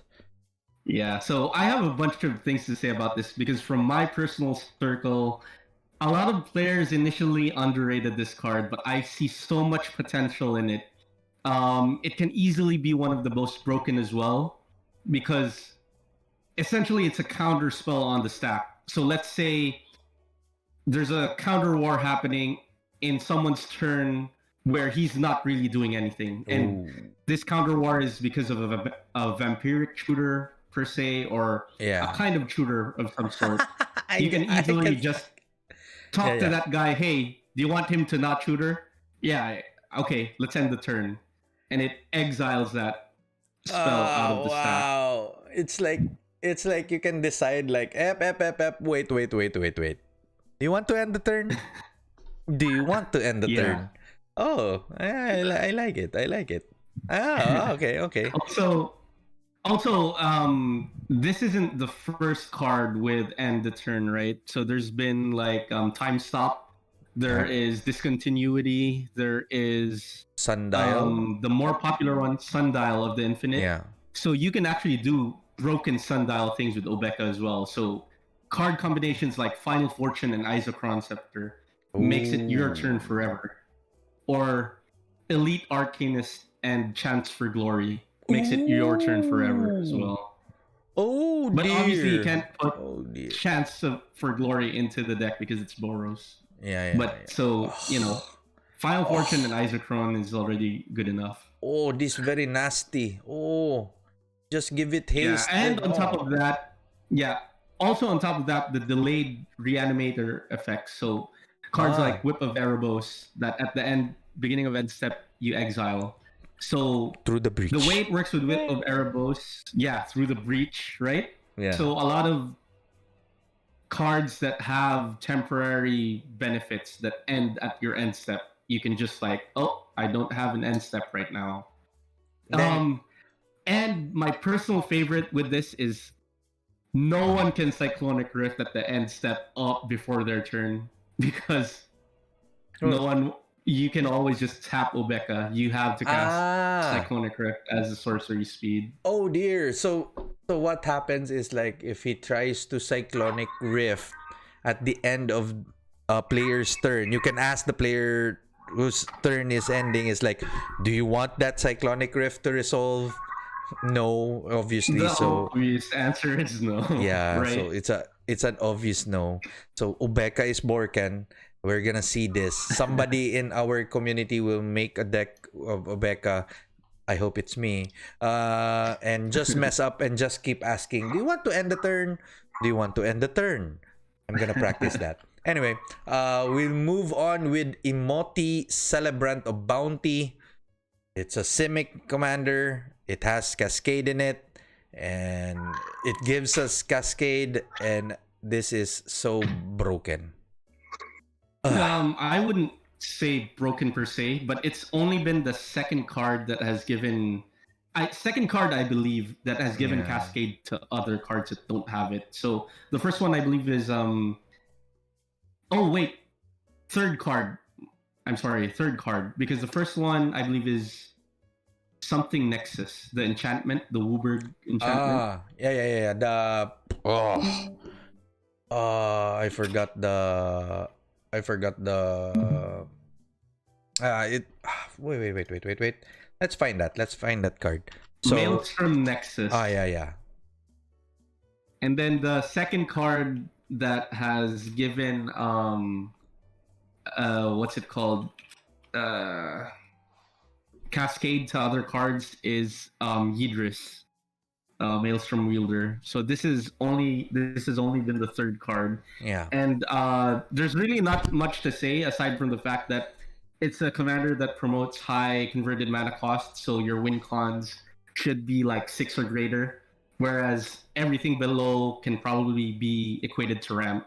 So key cards I would think for this deck would be Palinchron, Peregrine Drake, Equilibrium to bounce it back to your hand. Well, I would say it's fairer than most unfair decks if you run this commander. quick question. Nexus of Fate. What happens? So for Nexus of Fate, when you cast it, Since it's still on the stack, you have to Cascade first. Okay. So you look for Boo. 60 or less. And then Cascade is on the stack. The moment Nexus resolves, that's when you actually shuffle Nexus of Fate into your deck. But since Nexus is 7 converted mana cost, it's gonna Cascade. Yeah. Ayun. So, but I think, the Yidris decks are very happy with this card, Emoti. So Yeah. let's move on. Adds an additional Cascade. Oh wow, this is very pretty, and I also like this card, Averna, the Chaos Bloom. It is a Temur commander, and oh dear, you may put a land card from among the exiled cards onto the battlefield tapped. Ooh wee. Yeah. So this wasn't ever part of my top 10. The reason I included it is because of how many Cascade cards are in this set. So Yeah. if you're running a Cascade archetype, if you see an Averna, you have to get it because it just adds so much value to all of the cards that you're gonna be cascading into anyway. Would this So be it's a good yeah. sealed card, but I don't really see it as a commander. I Okay. can easily Okay. see it as a lieutenant though, Yeah. for Yidris or Maelstrom Wanderer. Ooh. Okay, with that in mind, we go with the boyfriend of Judith. It's Jury, Jury. master of the review. So, How do you say that? Yeah. So, what do you think? Jury, yeah. So I included Jury here because the thing Rakdos has is actually the most opposite of my color pie. So I'm not as familiar with it as I'd like to be. But the thing with Jury is, and the thing I keep on seeing with Rakdos commanders is that it has a chance to be broken, but there's always a silver bullet. Yeah. More often than not, Rakdos commanders' silver bullet are always static graveyard hate. So Rest in Peace or what's it called? Leyline of the Void, right? Yeah. So the same thing can be said for this Rakdos commander, but the thing I like about it is it likes to sacrifice, which is one of the really, I don't know, it just gives a really good feeling whenever you sacrifice, especially if it's something that isn't yours, right? Yeah. The way Jury works is that he can get big very fast and then just like kill himself to deal damage. So like I said, it's not a color pie that I'm all as familiar as I'd like to, but I see the potential in this card to be broken. I just can't really name cards from the top of my head right now.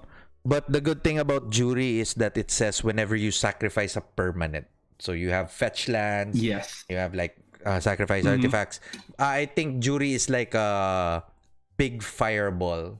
Whenever you do a very big sacrifice loop, he just sits in the background and he's the last guy to go. Then deals a bunch of damage with all your sacrifice shenanigans.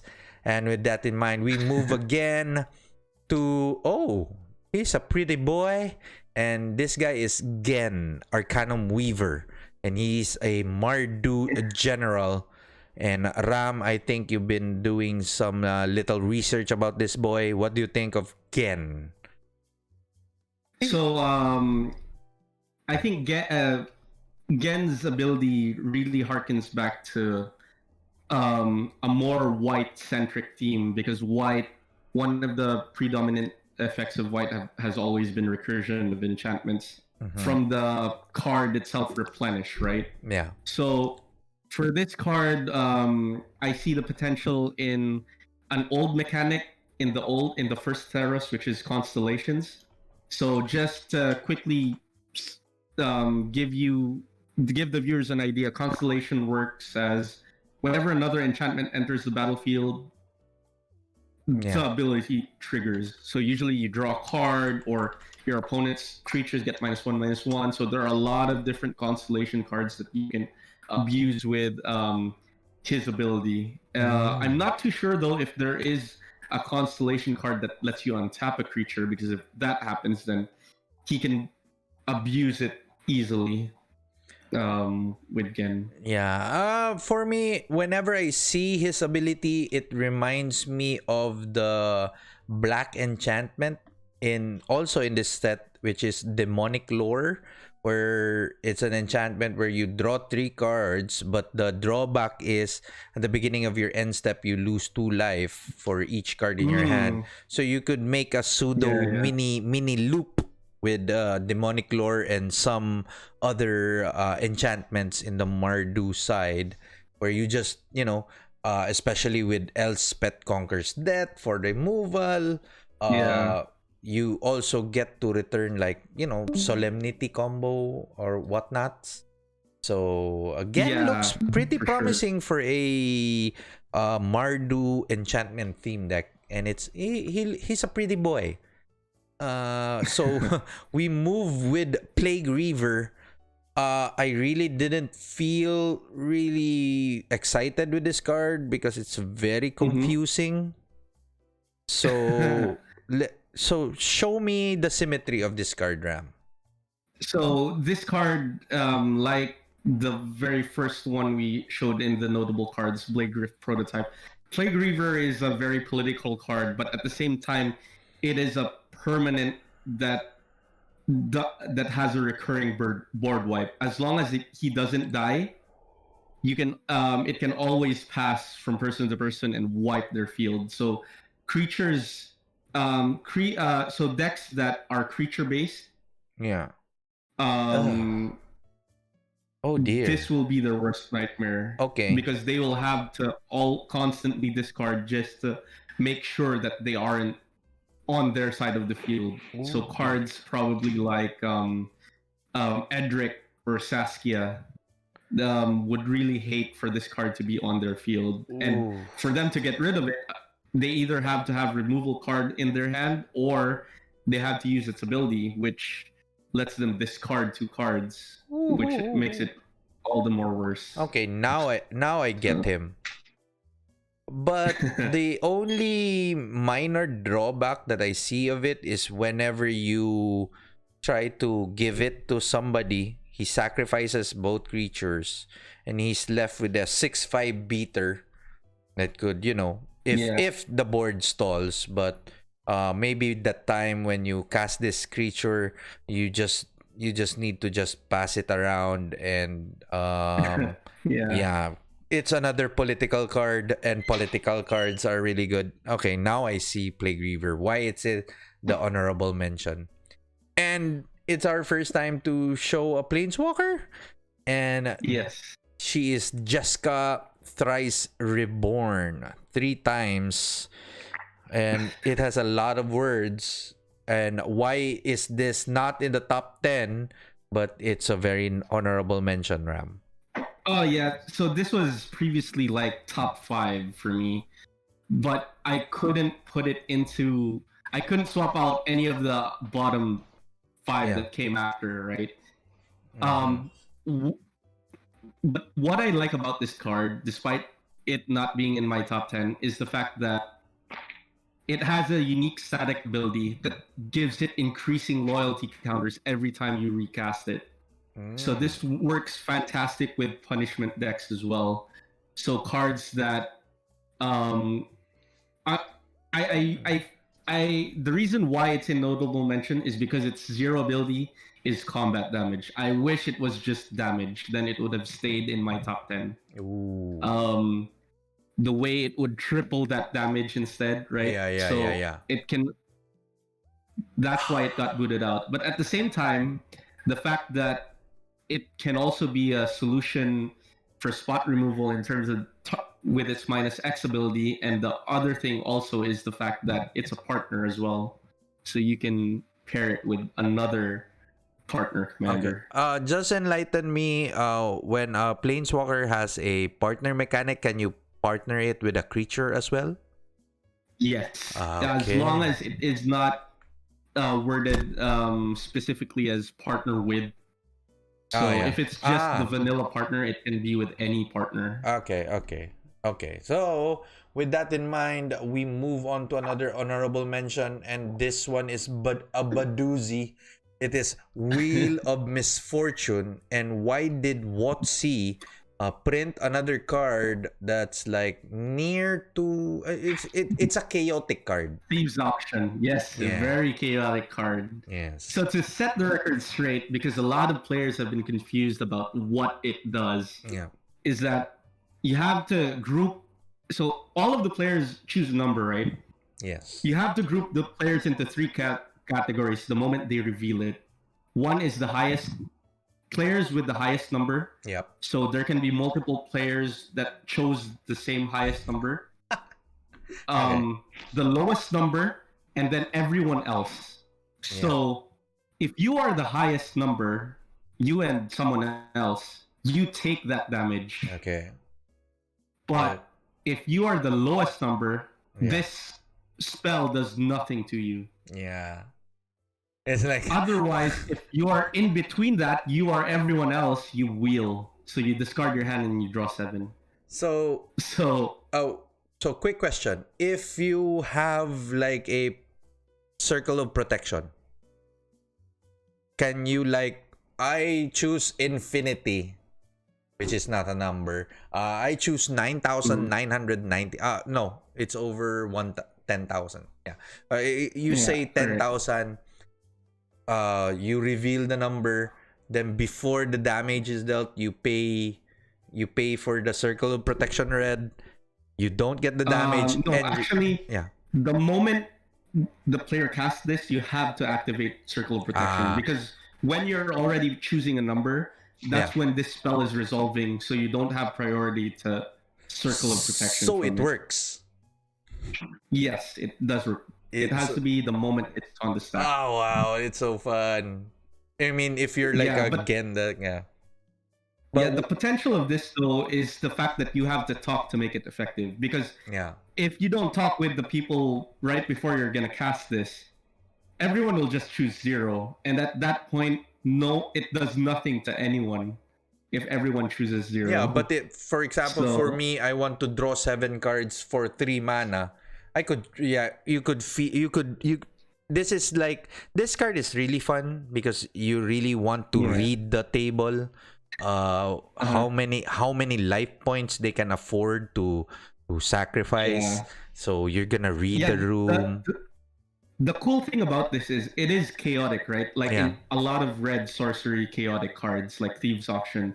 But the good thing about it is it doesn't give you a headache like Thieves Auction does or Goblin Game does. Yeah. Which just like prolongs it's the watered game down to no end. I think if you're running mono red and you have like a Furnace of Wrath, then you want to draw 7 cards. Come on, take damage and all. Or the new Fairy Temptation, I believe, triples the damage of red. So permanents you control. We've delved enough of this new wheel. I think they really pushed. Okay. So quick question is, what if they're all tied? They chose a number out of some freaky accident. Nothing happens. Okay, nothing happens. Okay. Yeah. So you're gonna need to read the table in order for Wheel of Misfortune to work effectively and do some politics with it. Moving on, we're gonna go with our very first elf. I think this is the very first elf that I've seen while we're reviewing some cards, and this is Root Weaver Druid. And I see search basic lands, and it's very interesting. So what do you think? I like it because it's kind of like Tempt with Discovery. Except you're getting from everyone else, right? Ooh. I mean, they're getting 2, but you're potentially getting more than 2 if you have like 3 opponents. This is actually the cycle with 2 of the cards that are in the top 3. Ooh. And it pairs really nicely with one of those cards as well because of the fact that it lets you search. The cool thing about Root Weaver Druid is it also punishes decks that don't run enough Basics. basic lands. Ooh. So I'm looking at U5 color decks. Oh, words of. But this is a really good card, especially like it's more of a group hug type of card. It's like, Yes. hey, I'm gonna help you out, but if I help you, you help have to me. pay me. Yeah. Then you just blink it a lot of times and just force them to like, yeah. So Root Weaver Druid is really good early, but in the late game where every mana is settled, it's basically just a 3 for 2/1. yeah. So it's sad times when it's in the late game, but early game you can create lots of fun with this. So that's Root Weaver Druid, and we're gonna nah. Anyway, so I was thinking of an enchantment if it works against it, but it's not gonna work because it's on your turn. You're gonna cast Root Weaver Druid. So we're gonna proceed with the most spiciest card that I've seen yet. It is Apex Devastator. I don't think it needs any other introduction. Yeah. It's cascade. Yeah. I hope when everything is all right and I see you guys playing Commander, I hope I can hear somebody cast this card and says Cascade 4 times consecutively, and somebody will ask, what does this card do? And he will say it again 4 times, Cascade. What? Cascade. Like that. So, this card is actually also, if you don't have a way to cheat this into play, I mean, to cheat cast this like Animar, for example. Yeah. If you think about the casting cost and the value it gives, you're potentially casting 5 cards that are 9 to cast or less for 2 mana each. Each card you're paying 2 mana. I mean, cast, right? I mean, if you're in a green deck and you're doing absolutely nothing and you top deck this bad boy, you're gonna have either fun times or bad times because Cascade is totally random and you might get your Llanowar Elf out of your 10 mana spell.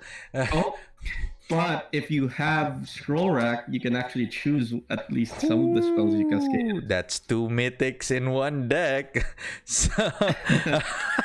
True. Yeah, so we're gonna this one. This one is very controversial. Yeah. Honorable mention lang. Yes, it is an honorable mention lang. Because and I just want to hear I'm gonna hear from Ram, and I want to hear a load from Shaw why he reacted that way. So Ram, Jeweled Lotus, it's a really good card overall, but why is it not in the top 10? I think there's a misconception of how strong this card is, because the only way this card is as strong as a Black Lotus is if you're running a monocolored deck. And I would only put this into decks that are monocolored as well, or X decks. So like, what's an example of an X deck? Legendary Hydra that costs X, right? Yeah. One. Yeah, so right? Because other than that, it can easily be useless. I think the commander that would make the most use of this is Urza, just because he doesn't have to sacrifice it, or you can easily cast it on your first turn with a simple land drop, crack Jeweled Lotus, cast Urza. Yeah.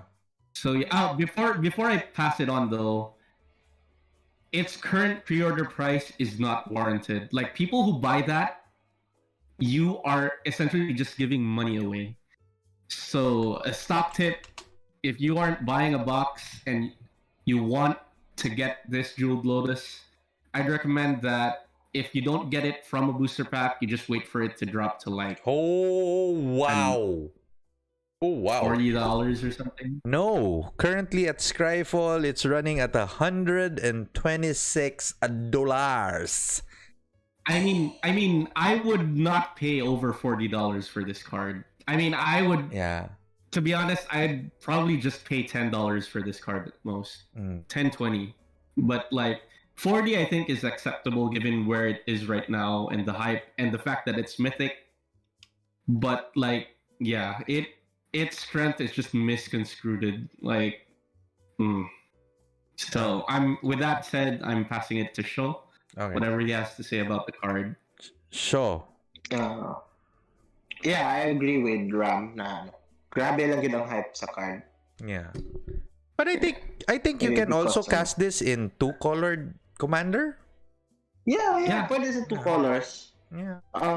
As long as napoy colorless appeal sa yung casting cost. Yeah. Also, or 3 of the same symbol.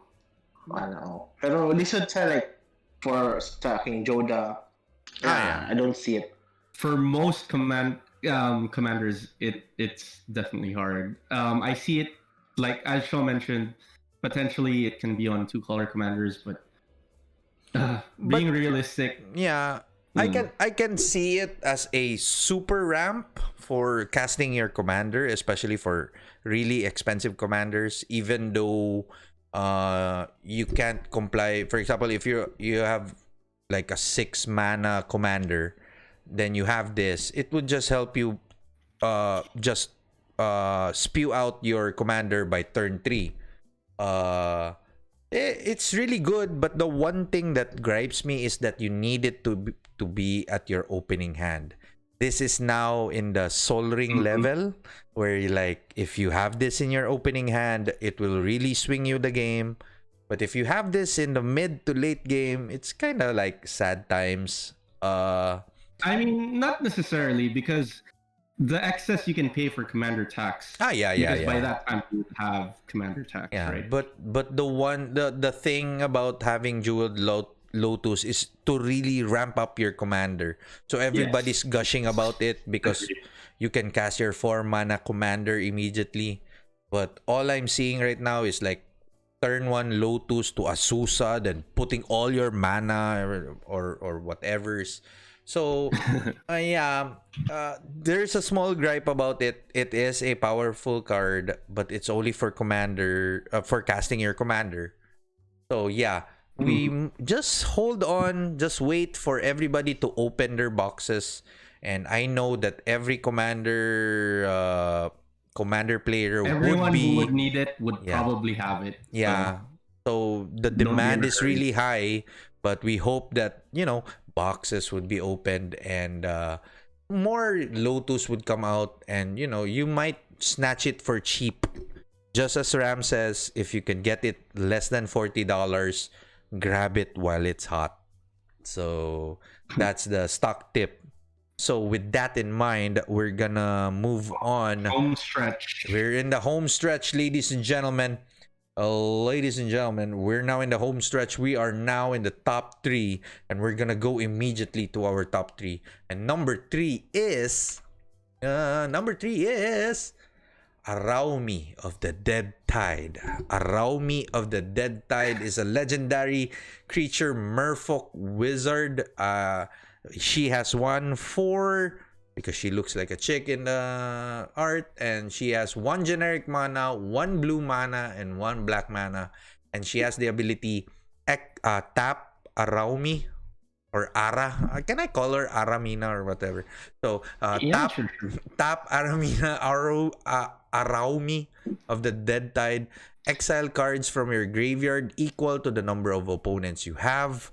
Target creature card in your graveyard gains Encore until end of turn. The Encore cost is equal to its mana cost. So Ram, why is this number 3? I think it's really powerful, but I want to hear your side.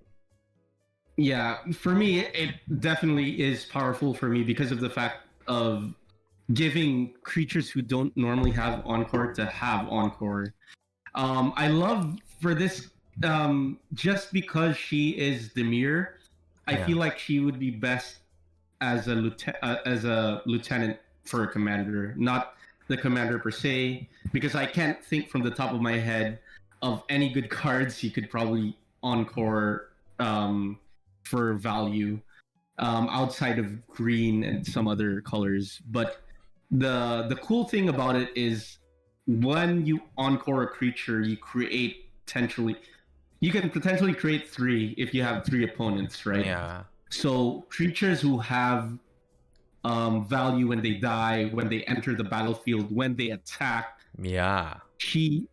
it is worth the cards that you are exiling from your graveyard to encore them.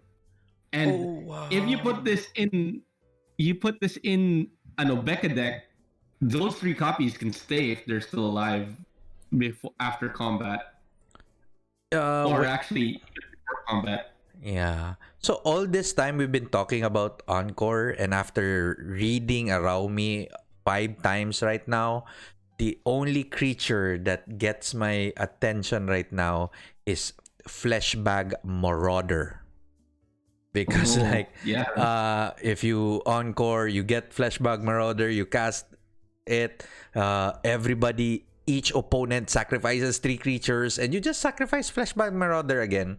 And if you have a way to like untap Araumi, you could just make a board wipe out of it, or maybe actually, yeah. Remember, Encore is an ability, and one of the conditions of the ability is for you to exile that card, so you can actually only recur it once. So you could have Playcrafter maybe and other cards, but yeah. essentially Exile the creature card. Okay. But Flashback Marauder, Relentless. No. The Rat Titans. where the Titans are really good for this one. The Titans. The Titans and the Cavaliers. Yeah, the Cavaliers for sure as well. Especially the black one. The black one is really good. Legendary.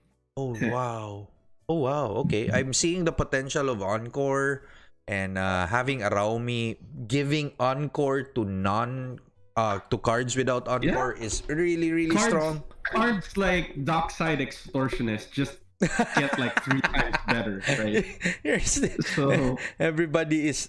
Yes, I've read it around, and everybody is very sad that Dockside Extortionist wasn't reprinted.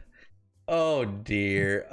Create extra. If you have top tip number 2, if you have a Dockside Extortionist, wait for like about a week and then start selling. Yeah. I think this will be the highest it will ever be. Thanks to this news. Yeah, I think Dockside right now is $30. So when we get to number 2, easily 50.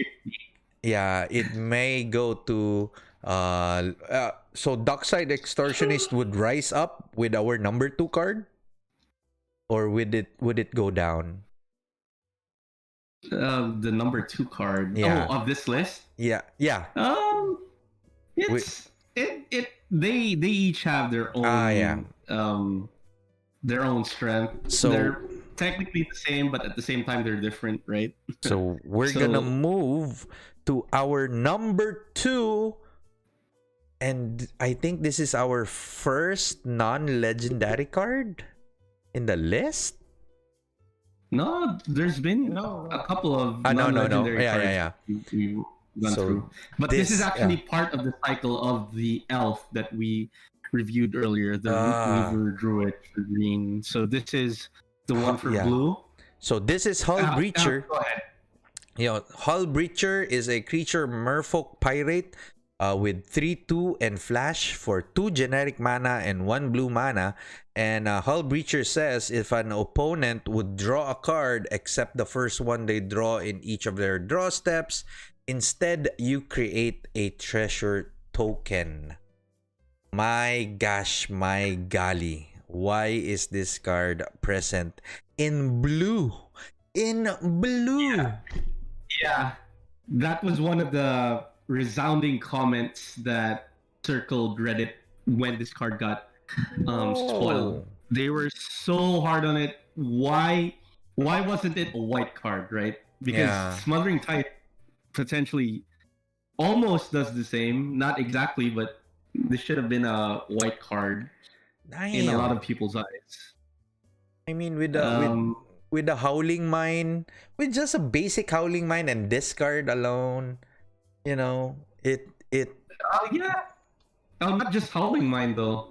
So for yeah. me, Breacher is actually a fixed Notion Thief. So remember Yeah. the issue with Notion Thief before when it got printed is that what if I control a Notion Thief and he controls a Notion Thief? So there was like a lot of confusion because the Yeah. reward you're getting is also the punishment you're giving. So this Ah, one punishes you okay. for something else and rewards you with something else. So the confusion doesn't necessarily overlap as much as Notion Thief did. So if like Um, your board has like if your table has like two players with two hull breachers and like, hey, you get a draw, hey, I get a treasure. yeah. Ah, So so annoying. so what happens? So let's say in a multiplayer match, right? Player A and player B has a hull breacher, and then player A casts Windfall, Yeah. and the most number in hand, let's say 7. So what happens is player B gets 7 treasures from player A. Yeah. The same thing happens with player A. But for players C and D, what they do is every card they draw, they choose which Hull Breacher gets the treasure. So they can like give 3 to one and give 4 to the other because okay. it replaces each and every draw. Okay. So for That each happens. instance of drawing a card. Okay. Oh. Yeah. And it has flash. It's like the Yeah, like the surprise. It has the surprise factor. One of the reasons why this is number 2 and it isn't the legendary card is the fact that this card is legacy bound. So Yeah. a card would get expensive or is gonna reach that level if they have a place in legacy, which a lot of players can see this having a place in legacy. It just shuts down Brainstorm, it shuts down Ponder, it shuts down all card advantage spells that comes into play at such a low cost as well. And If this were for the cast, this would be like a different story. And it is a blue card, so you can pitch it to Force of Will. Hello, and you Yes, have like there's also that. and even like Legacy Merfolk.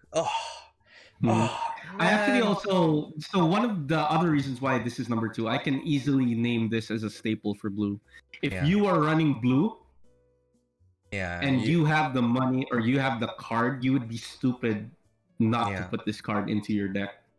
So right now, a regular print of Hull Breacher is at $15, and it looks good right now. So if you can find one really cheap, snatch one right now, and you won't regret it. Quick question: if you have 2 Hull Breachers in play, do they trigger? It doesn't multiply the effect because what happens is you replace, the right? opponent that draws. Yeah, the opponent that draws, he chooses which Hull Breacher activates. Okay. So, Hull Breacher A activates, Hull Breacher B activates. Yeah. But if it were Hull Breacher and Notion Thief together in your field, what happens when they draw is that, let's say they're drawing 7 cards. They choose how many treasures you get and how many cards do they draw in addition. Do you draw in addition? In addition? So they can say, oh, you draw 1. No, not in addition. Sorry. So let's say, going back to the example of Windfall for 7. Yeah.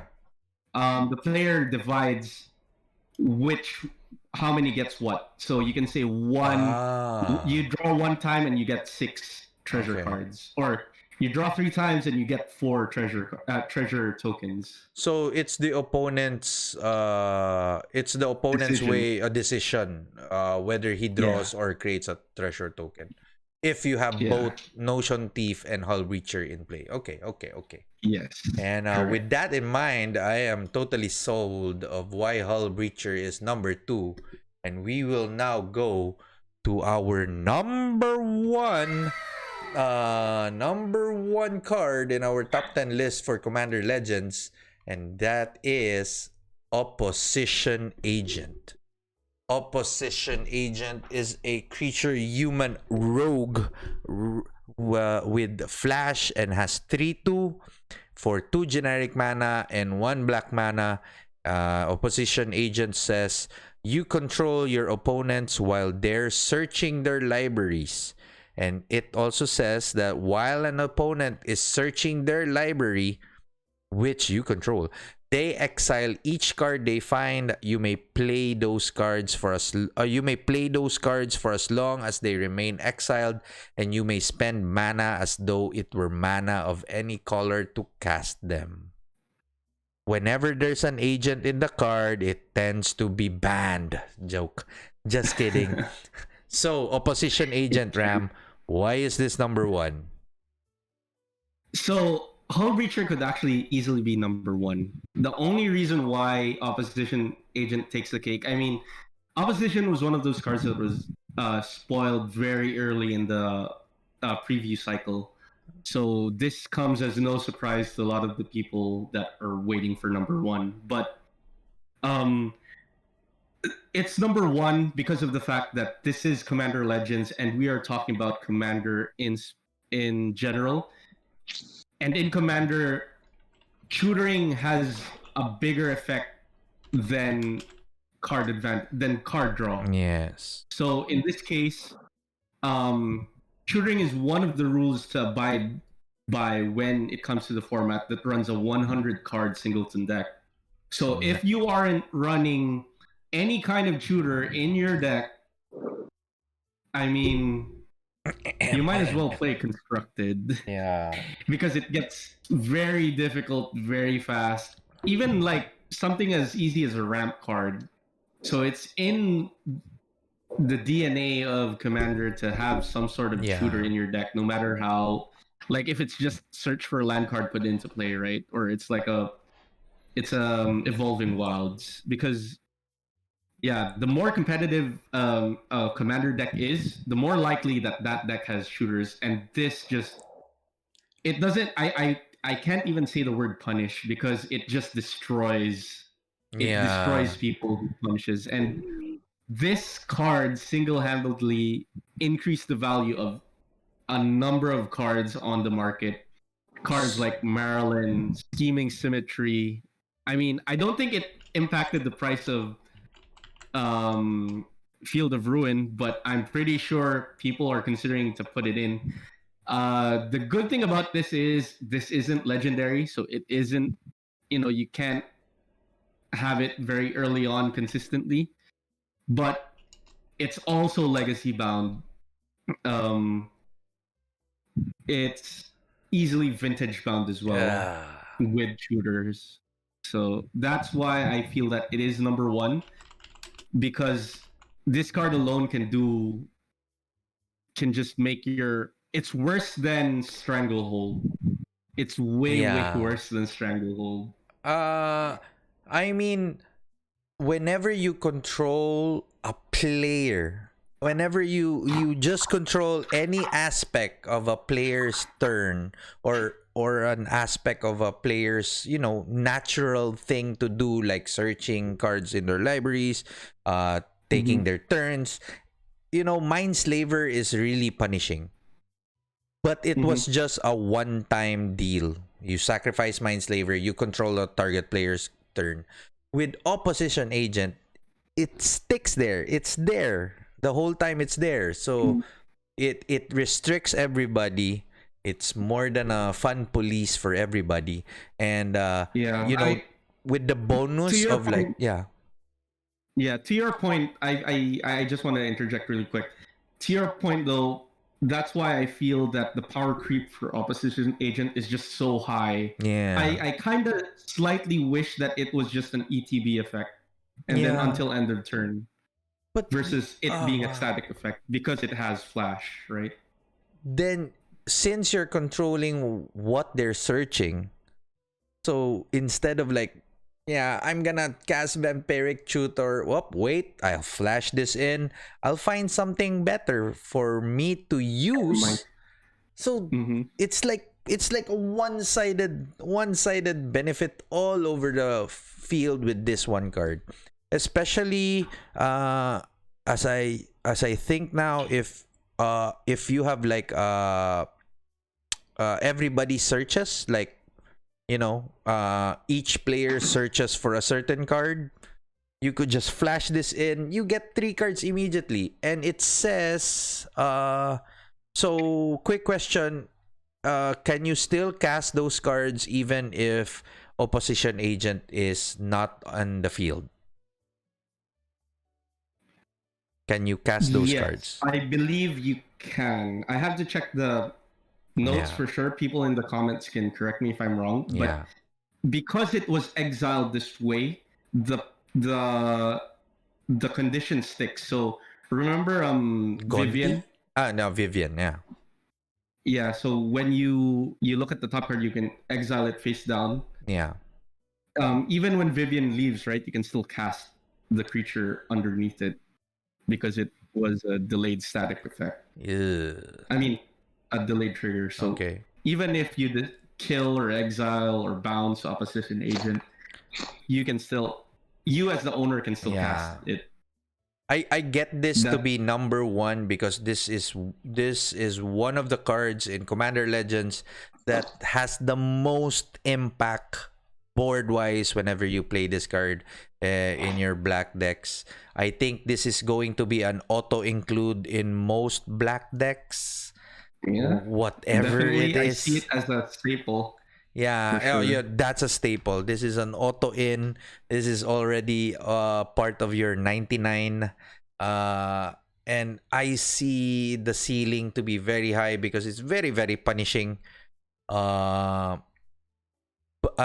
Especially as you've mentioned, since this is not legendary, will we see opposition agent in eternal formats? I would like to think yes, but to be honest, I think I would see more of Hull Breacher than I would see opposition agent. Okay. But in with Commander, my very limited knowledge of Legacy, there's not a lot of Legacy decks that, aside from fetches, there aren't a lot of shooter-specific cards. But definitely, it punishes decks that overcommit for fetch lands. So I think I've read this, but opposition agent is very made all Doomsday players in Vintage very angry, because if they cast Doomsday, you cast this, you get all 5, then he has no more library, and you win the game. So it's very it's a very nice card. But if I were a Legacy player, though, I would choose Hull Breacher as number 1 over opposition agent. Just because opposition agent has a certain niche. But in context of EDH, opposition agent just trumps Hull Breacher. And that is our number 1 card for our Commander Legends set preview, set review, our number 1, because we are talking about Commander, and this card really breaks hearts right from the get-go.